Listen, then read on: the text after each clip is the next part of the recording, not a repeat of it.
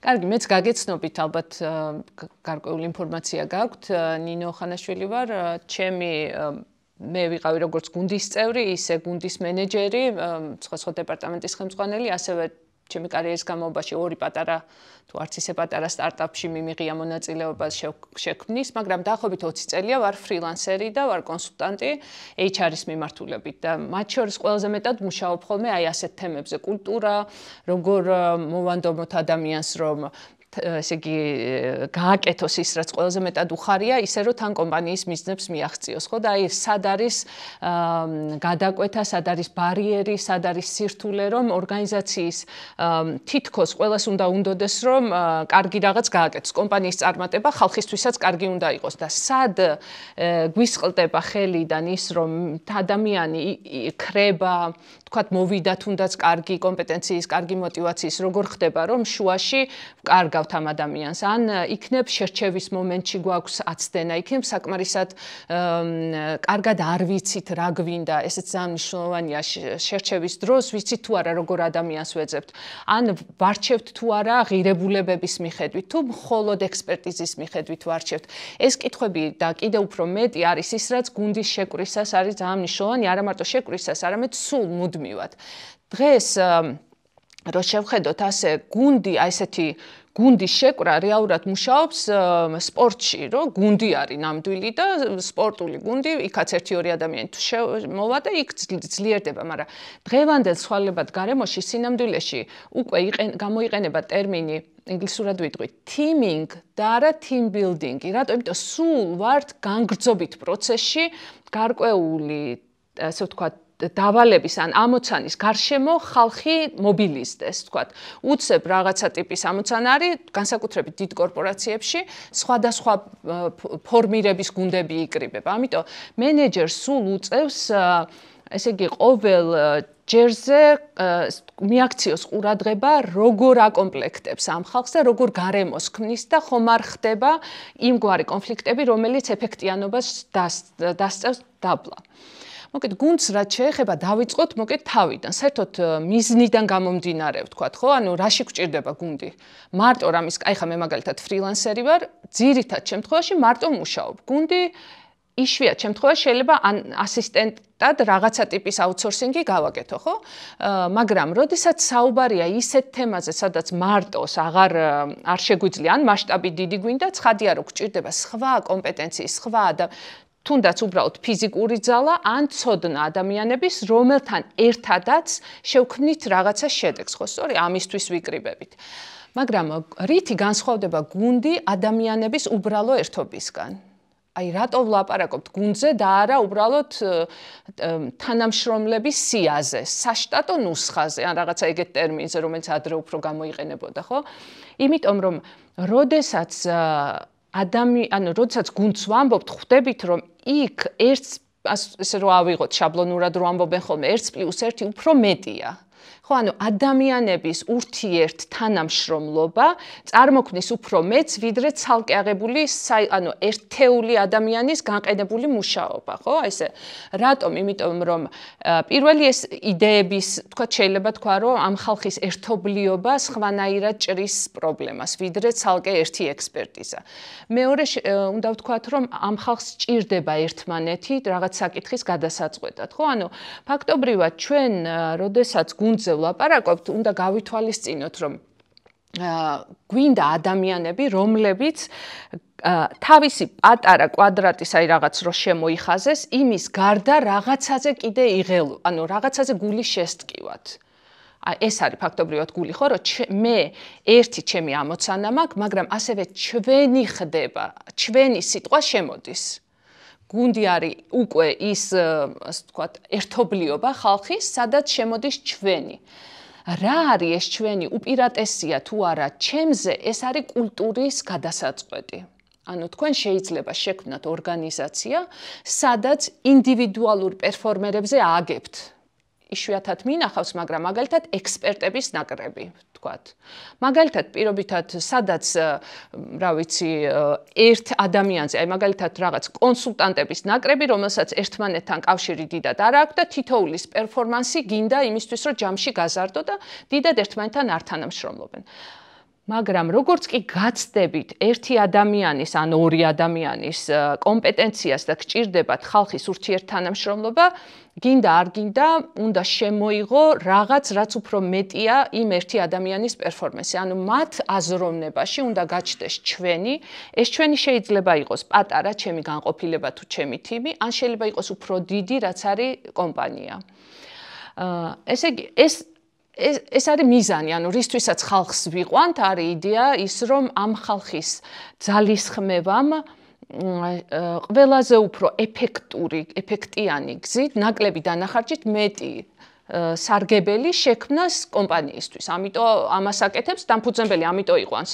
და ხალხისთვის რატომ მოდის ამ გუნდში, ან არ მიდის სხვა გუნდში, ეს არის მთავარი კითხვა, რომელიც თქვენ მოგიწევთ, რომ დასვათ და მუდმივად განაახლოთ, რომ იცოდეთ, როგორ რა ენით ესაუბროთ თქვენი გუნდის წევრებს, იმისთვის, რომ მუდმივად იყვნენ მონდომებულები, რომ რაიმე სარგებელი შექმნან თქვენთვის. ამას შევეხებით მოტივაციებზე, როცა გადავალთ რისთვის რა განაპირობებს ადამიანების სურვილს დაიხარჯონ თქვენთვის. თქვენთვის რა, თავისთვისაც იხარჯებიან, მაგრამ კომპანიის მიზნებისთვის, ხო, აი ამას უნდა შევეხოთ.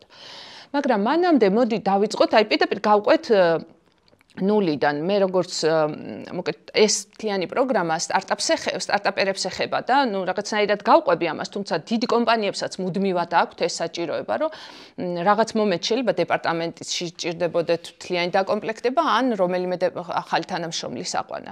მოკეთ პირველი რაც გუნდის შექმნისას, შეკვრისას ამოცანა გვიდგას, ეს არის ჩამოვაყალიბოთ რა გვჭირდება. ერთის მხრივ რა შედეგის დადება გვჭირდება, მეორეს მხრივ ამ შედეგს რა კომპეტენციის ან უნარის ადამიანი დადებდა. აქ ეხა ასეთი კითხვა არის, რომ თანამედროვე კომპანიები ნელ-ნელა იწყებენ გადასვლას შერჩევის აქცენტი გადააქვს კულტურასთან თავსებადობაზე. აი ხა ახსნი რა არის. ეხა მე ვთქვი, რომ იმისთვის რომ ვიცოდეთ, რომ ავიყვანოთ, უნდა გავიაზროთ, ვინ გვჭირდება და ვინ გვჭირდება ძირითადად არის ხოლმე, რომ რა გამოცდილება უნდა კონდეს ადამიანს, აქამდე რა უნდა კონდეს გაკეთებული. ეს ყველაფერი ძალიან მნიშვნელოვანია. მაგრამ ერთი ასეთი თქმა არის, რომ აიყვანე კულტურასთან თავსებადობით და გაწვრთენი, ანუ გააფართოვე მისი უნარებიო. ანუ რას გულისხმობენ ამაში? ანუ ესეთი რაღაც არის, რომ როდესაც შენ ორგანიზაციას, ან უკვე კომპანია შექმნილი ან ქმნი, შენ როგორც დამფუძნებელი, ან დამფუძნებელთა ერთობა, ან მენეჯმენტი, რაღაც ფასეულობებზე, რაღაც პრიორიტეტებზე ხარ დაფუძნებული. ანუ მაგალითად შენთვის გარკვეული ღირებულებები უფრო პრიორიტეტულია, არ ვიცი, თუ შენ ხარ, არ ვიცი, ეკოლოგიურ თემაში, გინდა რომ გყავდეს ხალხი, ვისაც ადარდებს რამენაირად დედამიწა. აი მაგალითად, თქვათ, არ ვიცი, ხა ველო ამბავი რომ გამახსენ და ალბათ უნდა რომ მის გარშემო იყვნენ ადამიანები, ვისაც ჯანმრთელი ცხოვრების წესი რამენაირად მნიშვნელოვანია, ხო? ის უფრო გულით დაიხარჯება. ან მაგალითად გინდა რომ გუნდური გარემო გქონდეს, ხო? მაშინ გინდა რომ ყავდეს ადამიანები, ვინც ასე ვთქვათ, გუნდური მოთამაშია. ან მოკეთ, ღირებულებებს რომ ვამბობთ პრიორიტეტებს, ეს არ არის ღირებულებები, არ არის ძალიან განყენებული რაღაც გვარი რწმენები იმდენად არ არის. ეს არის შენთვის პრიორიტეტები, ანუ რა ცხოვრებაში როგორ იქცევი, აი არჩევანი რო გაქვს ორ რაღაცას შორის, პასუხისგებლობის ამღები ხარ თუ უფრო გადამბრალებელი ხარ სხვაზე, ძირითადად როგორ იქცევი, ასე ვთქვათ, ხო? შენი აი ქცევის ვთქვათ, გავრცელებული შენი დამახასიათებელი თვისებები რა არის? რატომ? იმიტომ რომ ამის ცვლილება არის ძალიან რთული. თქვენ რო ბრძანეთ ორი არჩევანის შორის, მე სულ პრობლემა მაქვს ხოლმე ხო. მე ბრძანოთ. ვერ ვაგნებინებ მის პოზიციის ბენეფიტებს. სულ ხდება. ხო. აი ხა მოდი ვთქვათ. როდესაც ადამიანს რამე არ ესმის, ადამიანის რეაქცია არის ხოლმე რომ კიდე მეტად ავუხსნათ. სინამდვილეში მას შეიძლება კარგადაც ესმის, უბრალოდ რაღაცას არ ღებულობს იმას, როგორც ვთქვათ, არ უნდა რომ ესე გაიგოს, იმიტომ რომ სამაგიეროდ აქეთ არ ესმით ხოლმე მისი საწუხარი. ანუ თუ ადამიანს მოკეთ ეს შეგვიძლია ესე დავშალოთ, რომ თუ ადამიანს არ ესმის მისი პოზიციის სარგებელი, ორი ამბავია, მოკეთ კონტექსტი ჭირდება მაგას, მაგრამ ჯერ ერთი ის მინდა ვთქვა, რომ ჩვენ გვაქვს ეგრეთ წოდებული შინაგანი მოტივატორები, რომელიც უფრო ძლიერია ვიდრე რამე გარეგანი მოტივატორი და ავხსნი. მათ შორის რაღაცა ღირებულის მსახურება, რომ აი რაღაცა მნიშვნელოვანის ნაწილი ვიყო და მისიას ვემსახურებოდე, ჩემი შინაგანი მოტივატორია. ანუ შესაბამისად ერთ-ერთი მთავარი რის გამოც რამე საქმეს ვირჩევთ, ეს არის რომ შევქმნა უფრო მეტი ვიდრე მე მარტო შემეძლო. ანუ აი ეს მისიის მსახურება და მათ შორის როლი არის კავშირში აი ამასთან. ანუ წესით მისი შინაგანი მოტივატორი უნდა იყოს. ესე იგი, პირველი აი ამ ღირებულებებით არჩევანის დროს სულ ელემენტარული მინიმუმ უნდა შევხედოთ მისი მისწრაფებები რაშია, მოკეთ შერჩევის ფაქტორები თან მინდა რომ სტრუქტურირება მივცე ძალიან ფილოსოფიური ლექცია რო არ გამოვიდეს კონკრეტულ რჩევებსაც მოგცემთ ხოლმე და ცოტა კიდე ორგანიზაციული ესე ვთქვათ ორგანიზაციაც ავხსნათ როგორ მუშაობს და ადამიანის ფსიქიკაც. ანუ პირველი ეს არის რომ ვცდილობთ რომ გავიგოთ რა უკეთებია, ანუ ცოდნა და უნარები და მეორე რამდენად თავსებადია ჩვენს ორგანიზაციასთან.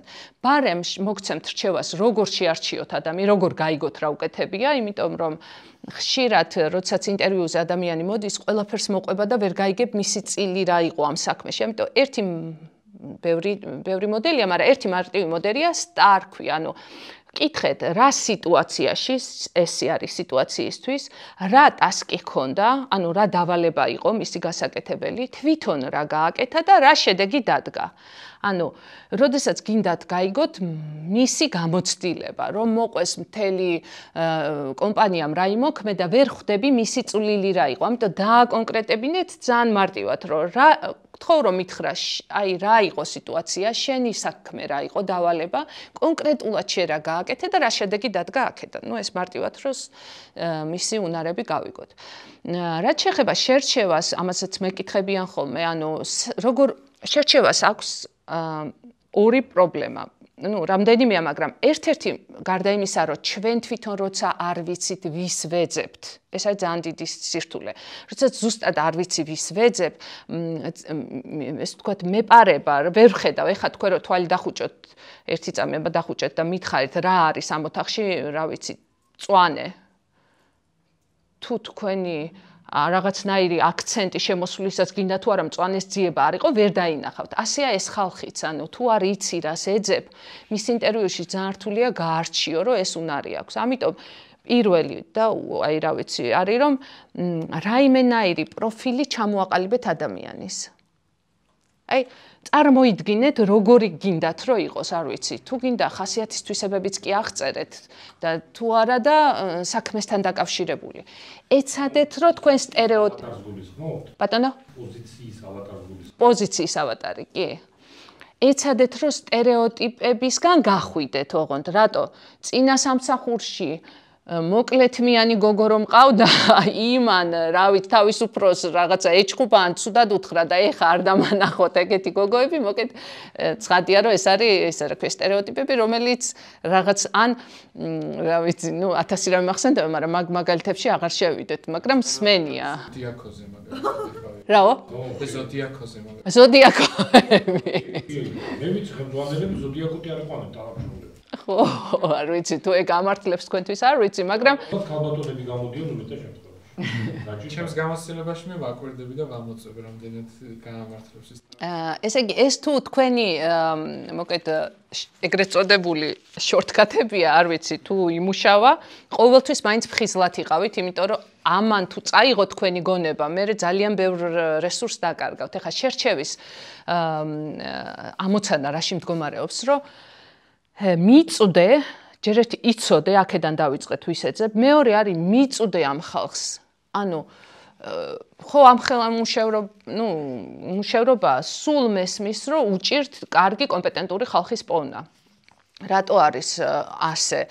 ну, ერთი ის არის, რომ კომპეტენტური და კარგი გამოცდილი ადამიანი სადღაც მუშაობს, მაგრამ იმასაც რომ შენი ხმა უნდა მიაწვდინო, თუ არ ჩამოიყალიბე ავატარი მარტო აღწერა ამისი კი არ არის, კიდე არის, რომ სად იძებნება ეს ხალხი.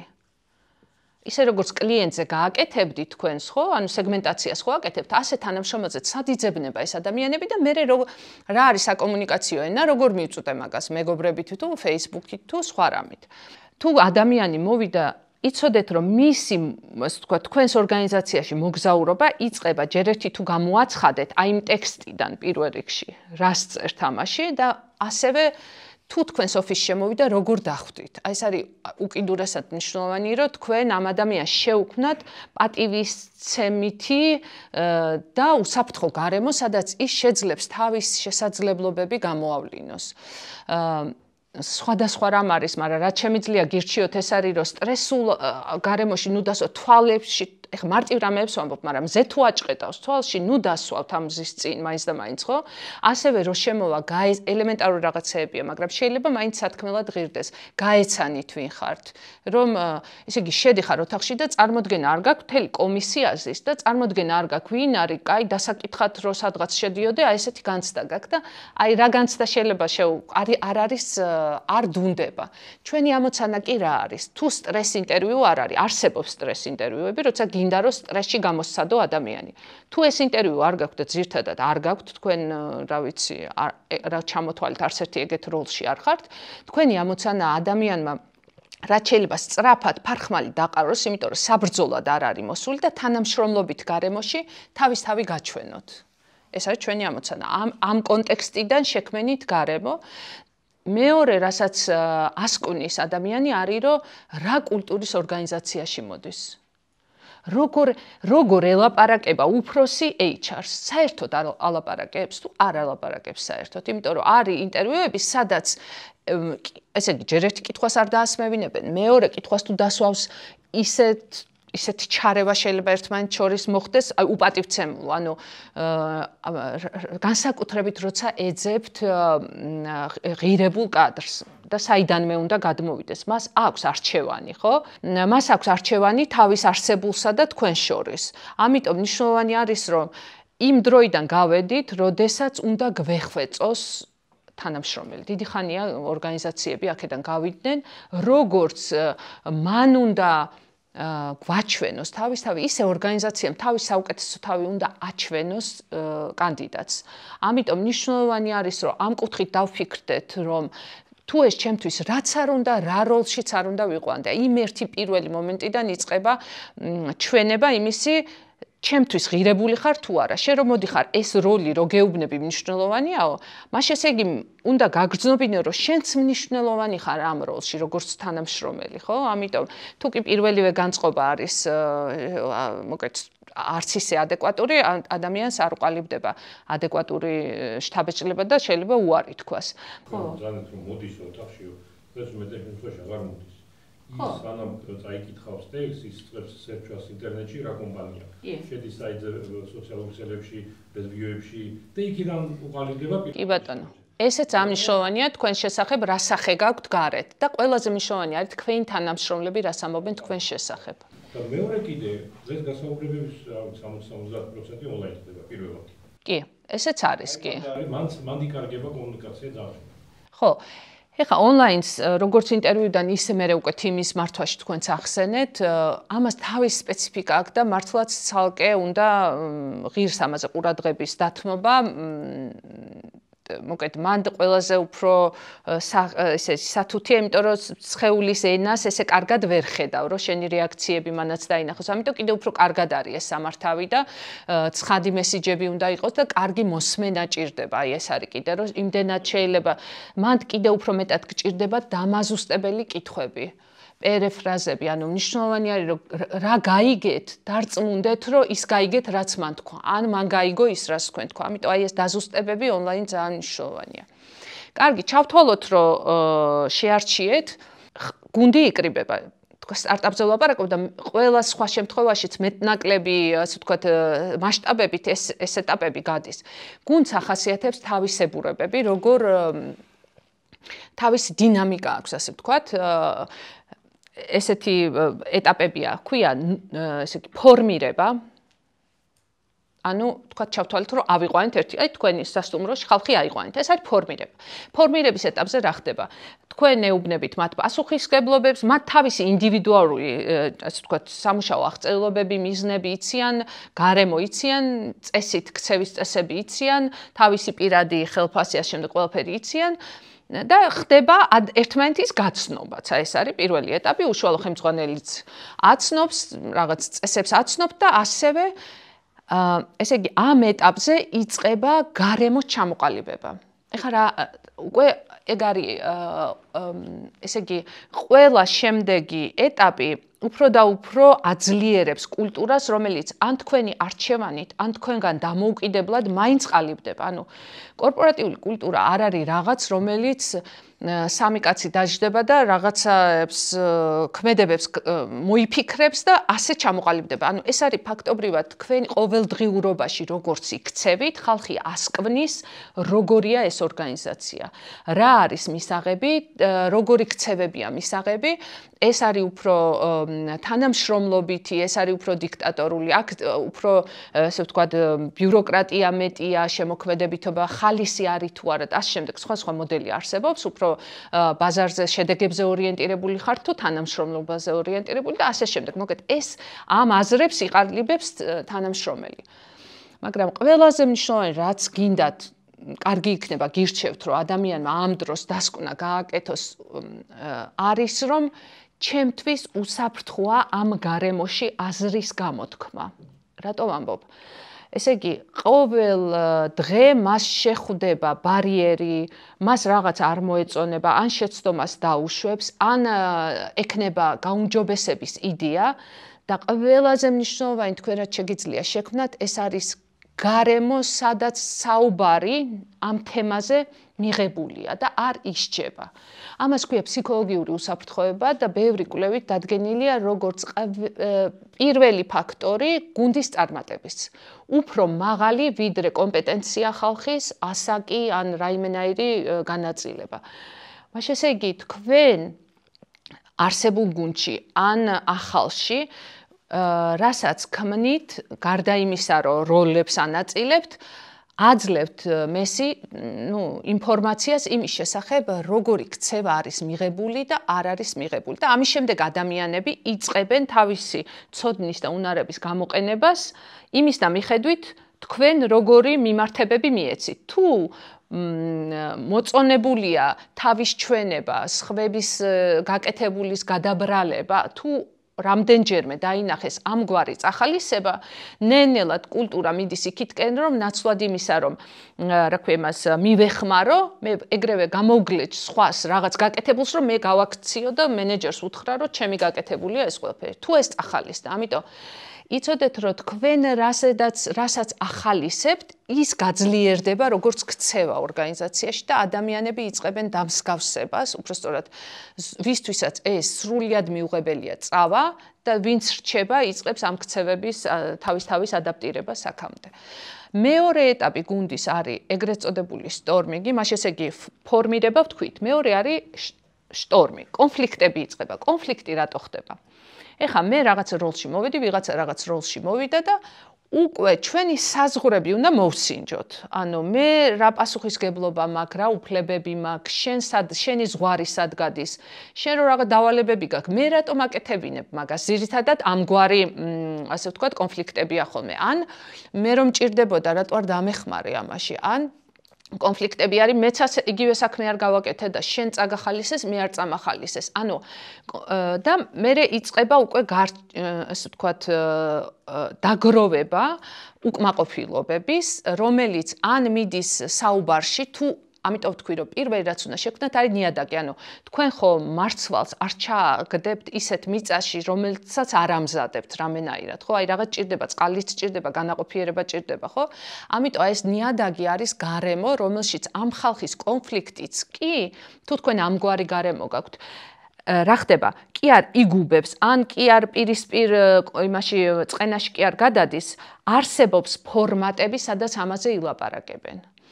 ესე იგი, რითი შეგიძლიათ ეს წაახალისოთ, ხო? თქვათ, შეიძლება ძალიანაც გინდოდეთ, თქვენ თვითონაც გახსნილი ადამიანი ხართ, სამართლიანი ხართ და გინდათ, რომ ეს გარემო გქონდეთ, ხო? არ არის საკმარისი. ამას ჭირდება შესაბამის ფორმატები და თქვენგან მაგალითის მიცემა. ანუ მაგალითად, რაღაც გვარი კვირის ან სხვა შეხვედრები, სადაც ჯერ თქვენ იწყებთ საუბარს, რომ აი მე თვითონ რაღაცა ეგეთი რაღაც მოხდა და ეს შეცდომა იყო და მინდა რომ გაითვალისწინოთ ეს ჩემი გამოცდილება, რომ ეს შეცდომა მომივიდა და ნორმალურია რომ შეცდომა მოგდის, ვისაც შეცდომა არ მოდის, ესე იგი არ ცდის, ხო? ცდადაქმედებას მოაქვს შეცდომა. და თუ მალავს, ეს ნიშნავს, რომ ის ხო არ ნიშნავს, რომ პრობლემა იჭრება, ის ნიშნავს, რომ პრობლემა ძლიერდება, ან ისე რა ქვია, ზარალი ძლიერდება, რაც უფრო გვიან გაიგებთ ამას. ამიტომ აი ამ გახსნილი, რა ქვია, კომუნიკაციის სარგებელი ძალიან ხელშესახებია მატერიალურადაც. სტორმირების რატომ უნდა უთხრას ქვეშევრდომებს თავისი შეცდომების შეტყვის ხო ვიცი პასუხისმგებლობა უნდა გადაწყვეტოს. ანუ მე დამლაგებელს უთხრა რომ ფული არ ჩამირიცხეს ინვოისი და დამლაგებელი რა თქმა უნდა. ხო, ესე იგი ადეკვატური რაღაც უნდა უთხრას ცხადი, არა ასეთი. ეს თან ესე იგი საუბარი რაზე არის, რომ ჩვენ თუ გვინდა რომ გარემო შევქმნათ, გარემო იქმნება მაგალითით. ან თქვენ რო ეტყვით რომ ეხა დასხედით და ილაპარაკეთ და თქვენ პირადად ესე იგი არაფერს არ უზიარებთ, ასევე გრძნობენ განსჯა განკითხვას, ისინი არც ერთხელ გაიხსნებიან, მეორეჯერ აღარ გაიხსნებიან. ანუ საჭიროა ოპტიმალური ფორმატის და შინაარსის მოძებნა, მაგალითად თქვენ შეიძლება ესაუბრებოდეთ middle manager-ებს თქვენს ქვეშ ვინც არიან, რომ ეს გამოცდილება გაუზიაროთ მაგალითად, გუშინ მოლაპარაკებაში რაღაც მნიშვნელოვანი რაღაც გამოგრჩა, თქვათ ინფორმაცია და ის დილი რაღაც ის შედეგი ვერ დადგა. ხო, კარგია რომ გაიზიარონ, ცოდნის გაზიარებაც არის ეს, გარდა იმისა, რომ შეიძლება.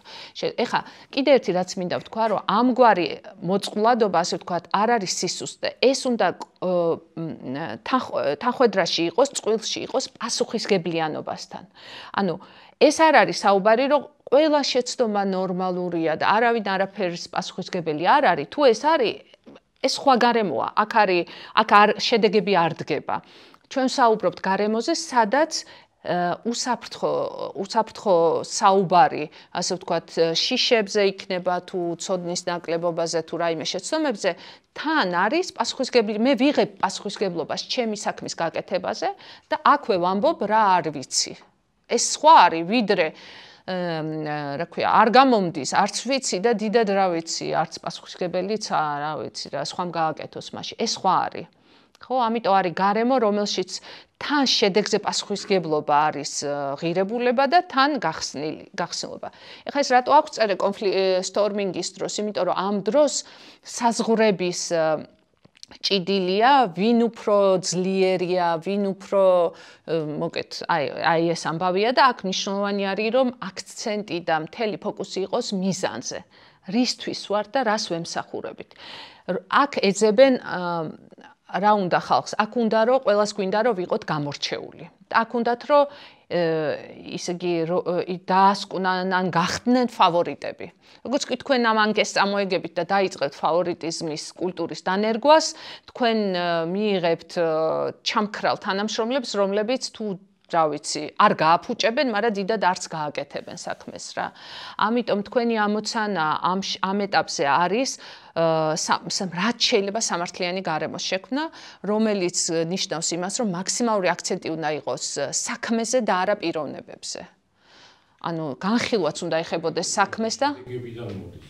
მე რომ მეოთხე თანამშრომელს ორჯერ დაუნახე, რომ კარგად გააკეთა, მის ლამაზი თვალების გამო კი არ მომწონს. შედეგი დამიდო ყველაზე დიდები გააკეთა. ანუ ეხა აღიარებების თემა შემოდის, რომელიც რა თქმა უნდა მნიშვნელოვანი არის და ამაზეც უნდა ვისაუბროთ. ესე იგი, ვიღაც რომ ასე ვთქვათ, ფავორიტია, ეს რაში უნდა ვლინდებოდეს? ერთი ფავორიტის სიტყვა თვითონ ორგანიზაციაში ისეთია, ანუ რას ნიშნავს, რომ სწრაფად წინაურდება ან ბონუსს იღებს, მაგრამ არა იმიტომ, რომ მენეჯერს მოწონს, არამედ ამისთვის უნდა არსებობდეს სისტემა, რომ თუ რა ვიცი, ეკა დაასაჩუქრეს, მე თუ იგივენაირ შედეგებს დავდებ, მეც მაქვს შანსი, რომ დამასაჩუქრონ. ეს არის უკვე სისტემები. მაგრამ ეხლა ჯერ გადავიაროთ უცებ გუნდის ეტაპები, ბევრი თემაა. ეხლა ჩვენ ყველა ვიაზრებთ, რომ მთელი ასე ვთქვათ, რაც კი HR-ულად, მენეჯერულად, ლიდერს შეიძლება ჭირდებოდეს ყველა თემა. ბატონო, უკაცრა. ხო. არსებობს ყველასთვის, რომ ანუ ძალიან სამართლიანია და ასე შემდეგ.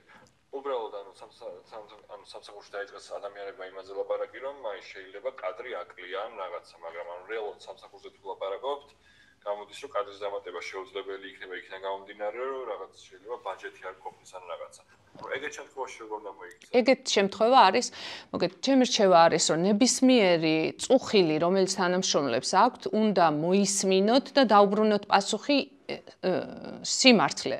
უნდა უთხრათ, რომ ამ ეტაპზე კადრის ბიუჯეტი არ, მოგეთ ერთი არის, რომ ვითომ არ გვესმის და ამათ ეს წუხილი აქვს და მეორე არის, რომ ვუბრუნებთ პასუხს, რომ ამ ეტაპზე არ შეგვიძლია ბიუჯეტის გამო კადრის დამატება და უმეტეს შემთხვევაში ჩემი გამოცდილებით, ბევრად უფრო გაგებით ეკიდება გუნდი, რომელსაც გული შესტკივა ორგანიზაციაზე, ასე ვთქვათ, ამ ეტაპს თუ ხედავს, როდის დადგება გადაწყვეტა. ასევე უნდა იცოდნენ, რომ ბიუჯეტი თუ იქნება და რას ნიშნავს ბიუჯეტის ქონა. მაგალითად, თვითონ შეიძლება გაყიდვებში მეტადი მონაწილეონ თუ არ ვიცი რაც არის, მოკლედ შეიძლება გავლენაც არ აქვს ბიუჯეტზე, მაგრამ რო იცოდნენ, რომ რაღაცა პერიოდში კიდე გადაიხედება ეს საკითხი, ხო?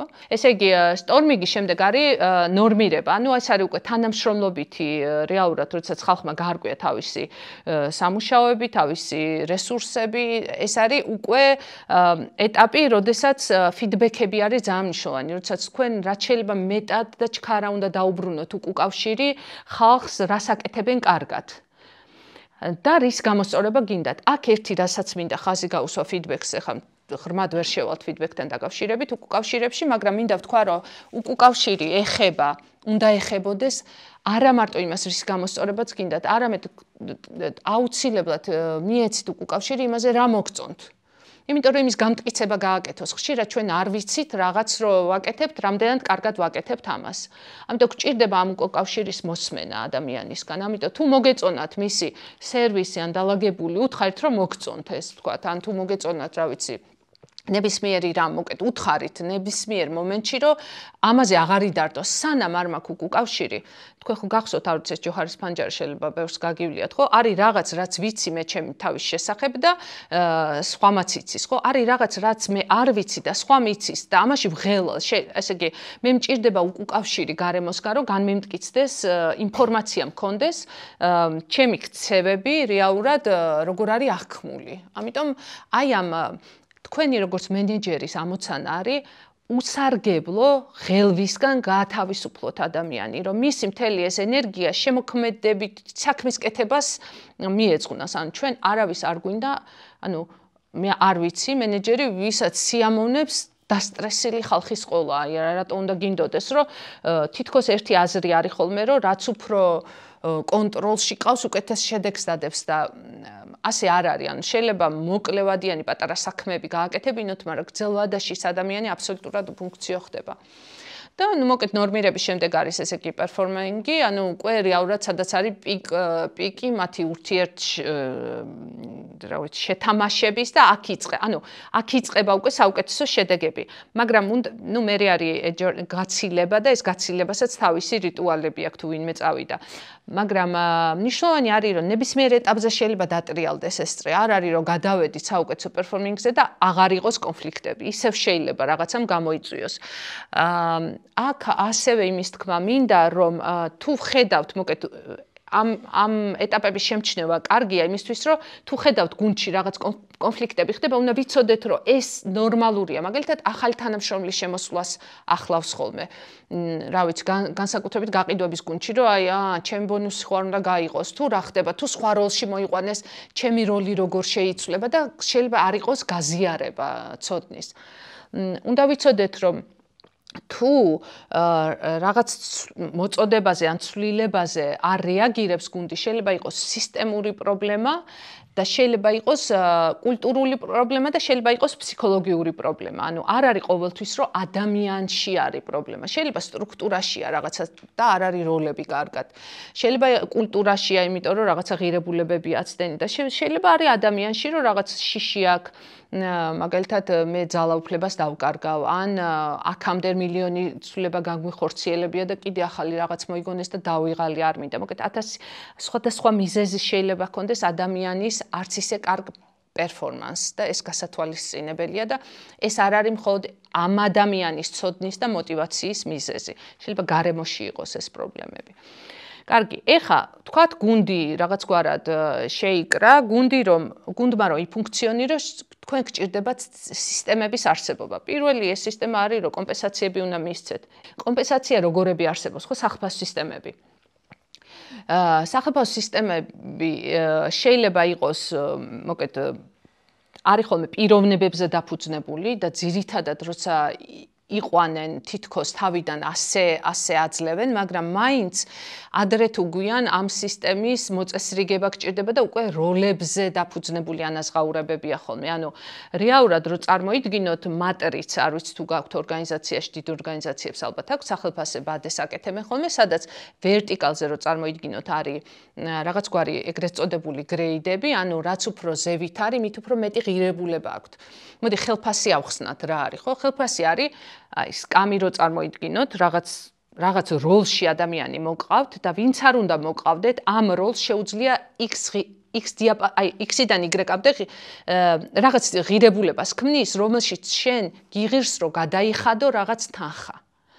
ორგანიზაცია, ანუ შენ ფაქტობრივად თვითღირებულება არის, ამ პოზიციის ღირებულება, ესა ფასი, რასაც იხდი, რა ცოდნა მოგიტანა ამ ადამიანმა, ანუ ამაში იხდი ფულს, რამდენად რუტინულ თუ არარუტინულ საქმეებს აკეთებს, რაც უფრო თავისუფალი საქმეა, მით მეტს იხდი, იმიტომ რომ ის უკვე გაწერილი წესები მის შეცდომების რაოდენობებს ამცირებს, რაც უფრო მენეჯერული როლია, მით დიდი მასშტაბი აქვს გავლენის და ამიტომ უფრო ძვირს უხდი.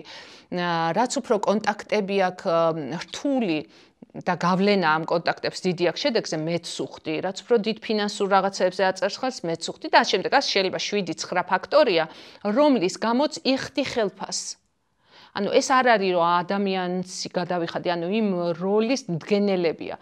და ეს სახელფასო სისტემა არსებობს, რომლითაც პოზიციები შეგიძლია შეაფასო, პოზიციებს შეგიძლია მისცე ეს დიაპაზონები, მერე ამ როლში X ადამიანი რომ მოვიდა, ამ დიაპაზონში თავის კომპეტენციის მიხედვით სადღაც ჯდება და აძლევ იმ ხელფასს და მერე უმატებ. ანუ ადამიანის мотиваცია ხელფასით შეიძლება იყოს ჰორიზონტალზე, ანუ თავისივე როლში უზრდიდე ხელფასს, ან აწინაურებდე და ვერტიკალში აძლევდე ხელფასს. ესე იგი, ხელფასი არის ფაქტობრივად მისი როლისთვის მიცემული ფული, ხო? მეორე არის ბონუსი, რომელიც უკვე არის ცვლადი ანაზღაურება, რომელსაც უხდი, რომელიც დატოვებული გაქვს, მაგალითად, ხელფასს ყოველ თვე ვერ შეუცვლი. კარგად იმუშავა, ცუდად იმუშავა, თუ ისე ცუდად არ იმუშავა, რომ გასაშვებია, ვერ უცვლი ხელფასს, ხო, სწორია, ხელფასს ვერ შეუმცირებ. ან თუ არ დააწინაურე, ვერ გაუსრდი ეს. დააწინაურე კი არა, პერიოდი გჭირდება, ყოველ თვე ხო არ შეუცვლი. ამიტომ გაქვს რაღაც ინსტრუმენტი, სრული კომპენსაციიდან ნაწილი, რასაც ვეძახით ბონუს, რომელსაც უხდის ეუბნები რა არის შენთვის საქმის კარგად გაკეთება და ამაში უხდი. მაშ ესე იგი იძახი რომ ჩემთვის კარგად გაკეთება რაღაცა ამ დიაპაზონშია, ჩემ მოლოდინს თუ შეესაბამება ამდენ ბონუსს მოგცი, თუ გადააჭარბებ ამდენს მოგცემ, თუ ვერ შეასრულებ, ან საერთოდ არ მოგცემ, ან ნაკლებს მოგცემ. ეს არის პერფორმანსზე დაფუძნებული ბონუსი. არსებობს საკომისიოები. 7 ლარს მოიტან, 20 თეთრს მოგცემ, 200 ლარს მოიტან, ამდენ პროცენტს მოგცემ. ეს სხვა ტიპის ბონუსი, ანუ ფაქტობრივად პირდაპირ მიბმული პროცენტი არის საკომისიო და კიდე მთელი რაღაც კვარტლის თუ 6 თვის თუ რაღაც კიდე სხვა რაღაცების შეფასებით შეგიძლია გქონდეს პერფორმანსზე დაფუძნებული ბონუსი. პრემიები, რომელსაც გასცემენ ხოლმე წელიწადში ერთხელ, არ არის ბონუსი. ეს არის უბრალოდ მადლობა, რომ ჩვენთან იყავი ეს წელი. ან ფაქტობრივად ახალი მე-13 ხელფასები რო იყო და ამ შემდეგ გუნდისთვის ეგ არის აქ ყოფნობაში რაღაც გვარი შენი დაფასება, რომ ეს წელი კიდე ერთხელ ჩვენთან იყავი, ფაქტობრივად ეს არის ბენეფიტი. ანუ არსებობს მოკეთ ხელფასი, ბონუსი, რომელიც შეიძლება შედეგებზე მიაბადა კიდე რაღაცა ტიპის ბენეფიტები, რომელიც არის, რა ვიცი, ფიტპასი იქნება თუ შენი ჯანმრთელობის დაზღვევა თუ ასე შემდეგ ბევრი რაღაც. პერფორმანსის შეფასება, ამაზე არის ხოლმე ბევრი კითხვა, რა უნდა ქნა გუნდის შედეგები როგორ მართო. ხო, ეს არის მნიშვნელოვანი კიდე. უმეტესად რჩევა არის, რომ მოკეთ ყველა ადამიანს სჭირდება იცოდეს რა არის, რას ელით მისგან. და ეს რასელი მისგან თუ შეგიძლია ინდივიდუალურად უთხრა, მთლად უკეთესია, მაგრამ ზოგჯერ ორგანიზაციულად გირჩევია, რომ გუნდს მისცე ეს მიზანი. ანუ გუნდისთვის მიზნის მიცემა ნიშნავს, რომ მე უკვე ვეღარ გაცალკევებ თქვენ ერთმანეთში რაღაც გვარად ერთმანეთს ეთანხმებით, მაგრამ ჩემთვის მნიშვნელოვანია მთელმა გუნდმა ეს შედეგი დადოთ. და მე ბონუსიც ასე გაიცემა გუნდის. რომ ესე იგი გუნდის ასე ვთქვათ მთლიანად და მერე თანაბრად ეს ნაწილდება. რაც შეეხება თვითონ პერფორმანსის შეფასებას, მოკეთ იდეაში ეგ არის ხოლმე ერთ-ერთი ყველაზე ემოციურად რთული პროცესი, არ ვიცი თუ გაქვთ დანერგილი, შეგაქვთ პერფორმანსის სისტემა თუ დანერგილი გაქვთ პერფორმანსის შეფასების სისტემა. ხო, ადამიანებისთვის ძალიან საჭირო არის, რომ ასე ვთქვათ, რაღაც პერიოდში ერთხელ მისი მიზნები იყოს დასახული და დადგომის შემთხვევაში მოკეთ გაიარონ ეს შედეგები. ამიტომ მნიშვნელოვანი არის, რომ გუნდის აი ამ მართვის დროს რაღაც მოდელი მაინც, ახლა თუ ძალიან გართულებული არა, მარტივი მოდელი, რომ რა ვიცი, თვეში ერთხელ მაინც ან კვარტალში ერთხელ მაინც შეიკრიბოთ და ინდივიდუალურ დონეზე თქვათ, რა სელით ამ პერიოდში რა უნდა მიიღოს. თითქოს ხო ის არის რა ქვია, ყველა მისედაც უნდა იცოდეს, მაგრამ რაც ადამიანის თავშია, შეიძლება იმ ტერმინოლოგიით, იმ აღწერით არ არის თქვენში როგორც მენეჯერში. ამიტომ მნიშვნელოვანია, რომ მოლოდინების გაცხადება ხდებოდეს. ფიდბექი იგივეა.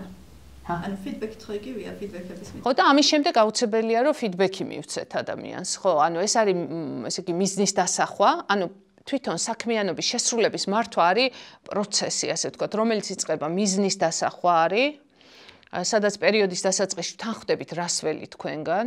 მე შუაში გაკვირდებით, როგორ მხარს გიჭერთ, გაკვირდები, გვაქვს მე რა ქვია, რომ დადგება დამდგარი შედეგების შედარება იმ მიზნებთან, როგორ შესრულდა და ამაზე უკავშირის მოცემა. მე აქვე უნდა შეიმუშაო, ხო არაფერი გჭირდება განვითარებისთვის, ამაში მოგეხმარო, მთელი ეს განვითარების ციკლია, ხელახალი მიზნის დასახვა და მოკედ აი ეს მთელი ციკლია ამისი. კიდე ერთი რაც მინდოდა მეთქვა, ეს არის რომ გუნდს ჭირდება ხალისი ასევე. აი გუნდურობის ღონისძიებები ძალიან მნიშვნელოვანი არის ხოლმე, რომ ადამიანურადაც ერთმანეთი უკეთესად გაიცნონ. და ეს გუნდურობის ღონისძიება შეიძლება იყოს გონივრულად, მოკეთ თქვენთვის მნიშვნელოვანია, რომ რა რესურსაც დახარჯავთ, იმან სწორ რაღაცებზე იმოქმედოს, ხო, ანუ შეიძლება ძალიან დიდი ბიუჯეტი გქონდეთ მოტივაციის, მაგრამ ხალხი მაინც ჩამქრალი იყოს. რატო? იმიტომ რომ ხშირად არ ვეკითხებით მათთვის რა არის მნიშვნელოვანი. აი დავუშვებთ, რომ გინდა თუ არა რაღაც საზღვარგარეთ წასვლა არის კარგი, ხო ძალიან ძვირია და იქ გავუშვებთ. მაშინ როცა შეიძლება არ ვიცი, რატომღაც უნდოდეთ, რომ ოჯახებთან ერთად აქვე საქართველოში აი ბავშვები ჩართონ რამე თემაში და ეს იყოს, თქვათ, ან რაღაცა მოიწვიოთ ვიღაც სპიკერი, რომელიც ინსპირაციას მისცემთ, ანუ მუდმივად, ხო, მნიშვნელოვანი არის გამოკითხვები აწარმოოთ ხალხის. არსებობს ეგეთი ჩართულობის კვლევა, კმაყოფილების კვლევა, ნებისმიერი თქვათ გალუპს აქვს 12 კითხვა უკვე 15-მდე, რომელიც მარტივად შეგიძლიათ მოძებნოთ და რაღაც პერიოდში ერთხელ გადააქართულეთ, უპრობლემოთ, არაფერი დიდი რესურსი მაგას არ უნდა, გამოკითხვები გააკეთეთ თქვენს ხალხში. რა ქვია, მაგითი მიხვდებით, როგორ გრძნობენ, რამდენად კუთვნილებას გრძნობენ ორგანიზაციასთან თუ არ გრძნობენ. ამიტომ ადვილია, რომ შუაში დაკარგოთ კომპეტენტური ადამიანი, გულისხმობ ან მისი მოტივაცია, ან განვითარება დაიკარგოს. თქვენი მხრიდან რაც შეგიძლიათ გააკეთოთ, ეს არის, რომ დააკვირდეთ, ეს ტალანტების მატრიცა არის, დააკვირდეთ, არ დაგეკარგოთ ტალანტები, ლიდერობის ტალანტების მქონე ადამიანები, ძალიან მნიშვნელოვანია, როგორც კი თქვენი გუნდი დაიწყებს ფუნქციონირებას და თქვენ დაგჭირდებათ ზრდა, ეს რესურსი თქვენთან უნდა შეიქმნას, ხო? თუ გარედან ხო არ მოიყვათ, კარგია, როცა შიგნიდან დაწინაურება ხდება ხალხის და შიგნიდან დასაწინაურებლად გჭირდებათ ინფორმაცია. ამ ინფორმაციისთვის კიდე გჭირდებათ პერიოდულად გქონდეთ ხოლმე გააზრება ამ ხალხის პოტენციალის. ამიტომ უნდა მისცეთ შანსი რაღაცა თქვათ პატარა პროექტებში იმონაწილეოს, რომ თავის-თავი მაინც გამოსცადოს. ეხლა რაც შეეხება კოლეგებთან, როგორ უნდა მართო, ვთქვათ, ისეთი ხალხი, რომელიც არ გექვემდებარება, ხო? ჩვენი, მოკეთ, ყველას მათ შორის თუ გინდა იერარქია იყოს, თუ გინდა კოლეგა, ესე იგი, თავის გადაწყვეტილებას ამა თუ იმ ქმედებაზე იღებს რაღაცა ტიპის მოტივაციით, ხო? ან მოკეთ, რამის არ გაკეთება, რამე პრობლემა შეუქმნის, ან ამის გაკეთება, რამე სარგებელს შეუქმნის და ჩვენთვის მნიშვნელოვანი არის, რომ ვიაზრებდეთ სინამდვილეში რა ინტერესის დაკმაყოფილებას აკეთებს ამა თუ იმ, ვთქვათ, ქმედებით, ხო? მაგალითად, უბრალოდ ახლა ვიტყვი ეს გამახსენდა, მაგალითად, ხელფასის ზრდა უნდა ადამიანს შემოვიდა თქვენთან, ვთქვათ, მენეჯერებთან ხშირად ხდება ხოლმე. ზოგჯერ ხელფასის მომატება არ არის ის რაც სინამდვილეში უნდა ადამიანს, ხო? აი ვთქვათ, ეს არის გამოხატული პოზიცია, რომ მინდა რომ ხელფასი გამიზარდო, მაგრამ მასი რეალური ინტერესი ბევრი რამე შეიძლება იყოს. მაგალითად, ძალიან დიდი ხანია რომ გრძნობს რომ არ არის აღიარებული. და ერთ-ერთი გამოხატვა ამისი არის, რომ ხელფას არ უზრდით. ან შეიძლება ჭირდებოდეს ფული, რა ვიცი, ბავშვისთვის რაღაც კურნალობისთვის და თქვენ შეიძლება გააქვთ ეს ფონდი და ხელფასის გაზრდა კი არა დაუფინანსოთ ეს. ან უნდა განვითარება და თქვენ გააქვთ შესაძლებლობა, რომ გააგზავნოთ ტრეინინგზე და ეს ისევ არ არის ხელფასი, ვთქვათ. ან შეიძლება, რა ვიცი, სტატუსს ანიჭებს ეს ხელფასი, ვიღაცა ეუბნებიან, რომ შენ ნაირებს ეს ხელფასი აქვს და შენ არ გაქვს და ამიტომ სტატუსი არის მისთვის მნიშვნელოვანი. ანუ ის რას ამბობს ადამიანი და რა უნდა შეიძლება არ იყოს ერთი და იგივე რამ. ამიტომ პირველი რა კითხვაც უნდა დასვათ არის რომ სინამდვილეში რა უნდა ადამიანს რისთვის ითხოვს, რასაც ითხოვს. ანუ ერთი დონით ქვევით რომ ჩახვიდეთ, რომ რისი მიღწევა უნდა და რამდენადაც უფრო კარგად გაიცნობთ თქვენს ადამიანებს რა ამოძრავებს იმ მომენტში თუ ზოგადადაც, მით უფრო თქვენი დანახარჯი მივა ზუსტად იმ წერტილთან. ანუ ჩვენი პრობლემა რაშია ხოლმე რომ ზოგიერთ ძალიან კარგი მენეჯერიც არის და ვცდილობს ბევრ რამეს, მაგრამ ზოგჯერ მისი ეს ძალისხმევა თუ დახარჯული ფული არ იწვევს იმ შედეგს, რაც უნდა რომ გამოიღოს. იმიტომ რომ კითხვები არ ისმევა სწორად. იმიტომ რომ არ ჩავდივართ სიღრმეში და ვაკეთებ დაშვებებს ჩვენი მოსაზრებებიდან. იგივე ციკლი შეიძლება ხდებოდეს გუნდებს შორის სწრაფად, ხო? აი თიმინგზე რომ ვამბობდი, რომ დიდ ორგანიზაციებში რაღაც თემის გარშემო ერთიანდებიან. მოკეთ, იმათ შეიძლება სწრაფად გაიარონ, რომ ვის რა როლი აქვს, კონფლიქტები ხო არ არის და ასევე მნიშვნელოვანი არის, რომ კიდევ ერთხელ ძირითადად ის გვახსოვდეს, რომ მიზანი სწრაფად დავანახოთ, რომ არ ერჩიან, ანუ ბრძოლიდან სწრაფად გადავიყვანოთ თანამშრომლობაზე და მე მივცეთ რესურსები, რომ ეს გააკეთონ, იმიტომ რომ თუ ადამიანი შედეგს ვერ დებს, შეიძლება რესურსის ნაკლებობაშიც იყოს. შეიძლება უბრალოდ ინფორმაციის ნაკლებობაში იყოს. ამიტომ ესეც საკითხავია, რომ რეალურად რომელი ფაქტორის ნაკლებობა იწვევს შედეგის ნაკლებობას. ერთი კითხვა იყო მაგალითად ორგანიზაციის ზრდასთან ერთად, მოკეთ, ერთი არის რომ სტარტაპის დროს რა სირთულეები აქვს, მაგრამ ვთქვათ სტარტაპის დროს გუნდი შეკარი, რაღაცნაირად ეს დინამიკა არსებობს, თანამშრომლობა არის და ორგანიზაციის ზრდასთან ერთად ფაქტობრივად ყალიბდება ცალ-ცალკე გუნდები და აქ რა უნდა ქნას მენეჯერმა გაუშვას ამათი ასე ვთქვათ თავისუფალი ქცევა, კი არა როგორ თქვა, ანუ მათ თავისი კულტურა, სუბკულტურა შექმნან თუ როგორ გაერთიანოს ხოლმე სადღაც მიზანთან, ხო ეს ასევე მნიშვნელოვანია და ჩემი პასუხი ასეთი არის, რომ ორგანიზაციის ზრდასთან ერთად ნამდვილად ერთ სამზარეულოში ვეღარ შეიკრიბება ხო ეს ხალხი ყავისთვის, ამიტომ მნიშვნელოვანი არის, რომ ანუ ამ დროს შემოდის უკვე სისტემები. მანამდე თუ იყო პიროვნული მართვა, ანუ სტარტაპს ახასიათებს რითი განსხვავდება სტარტაპის ჯგუფის სხვისგან, რომ ბევრი ქუდი აფარია იქ ადამიანი, რომ შემოდის, როლი ასე ცხადი არ არის, გუნდი ასე ცხადი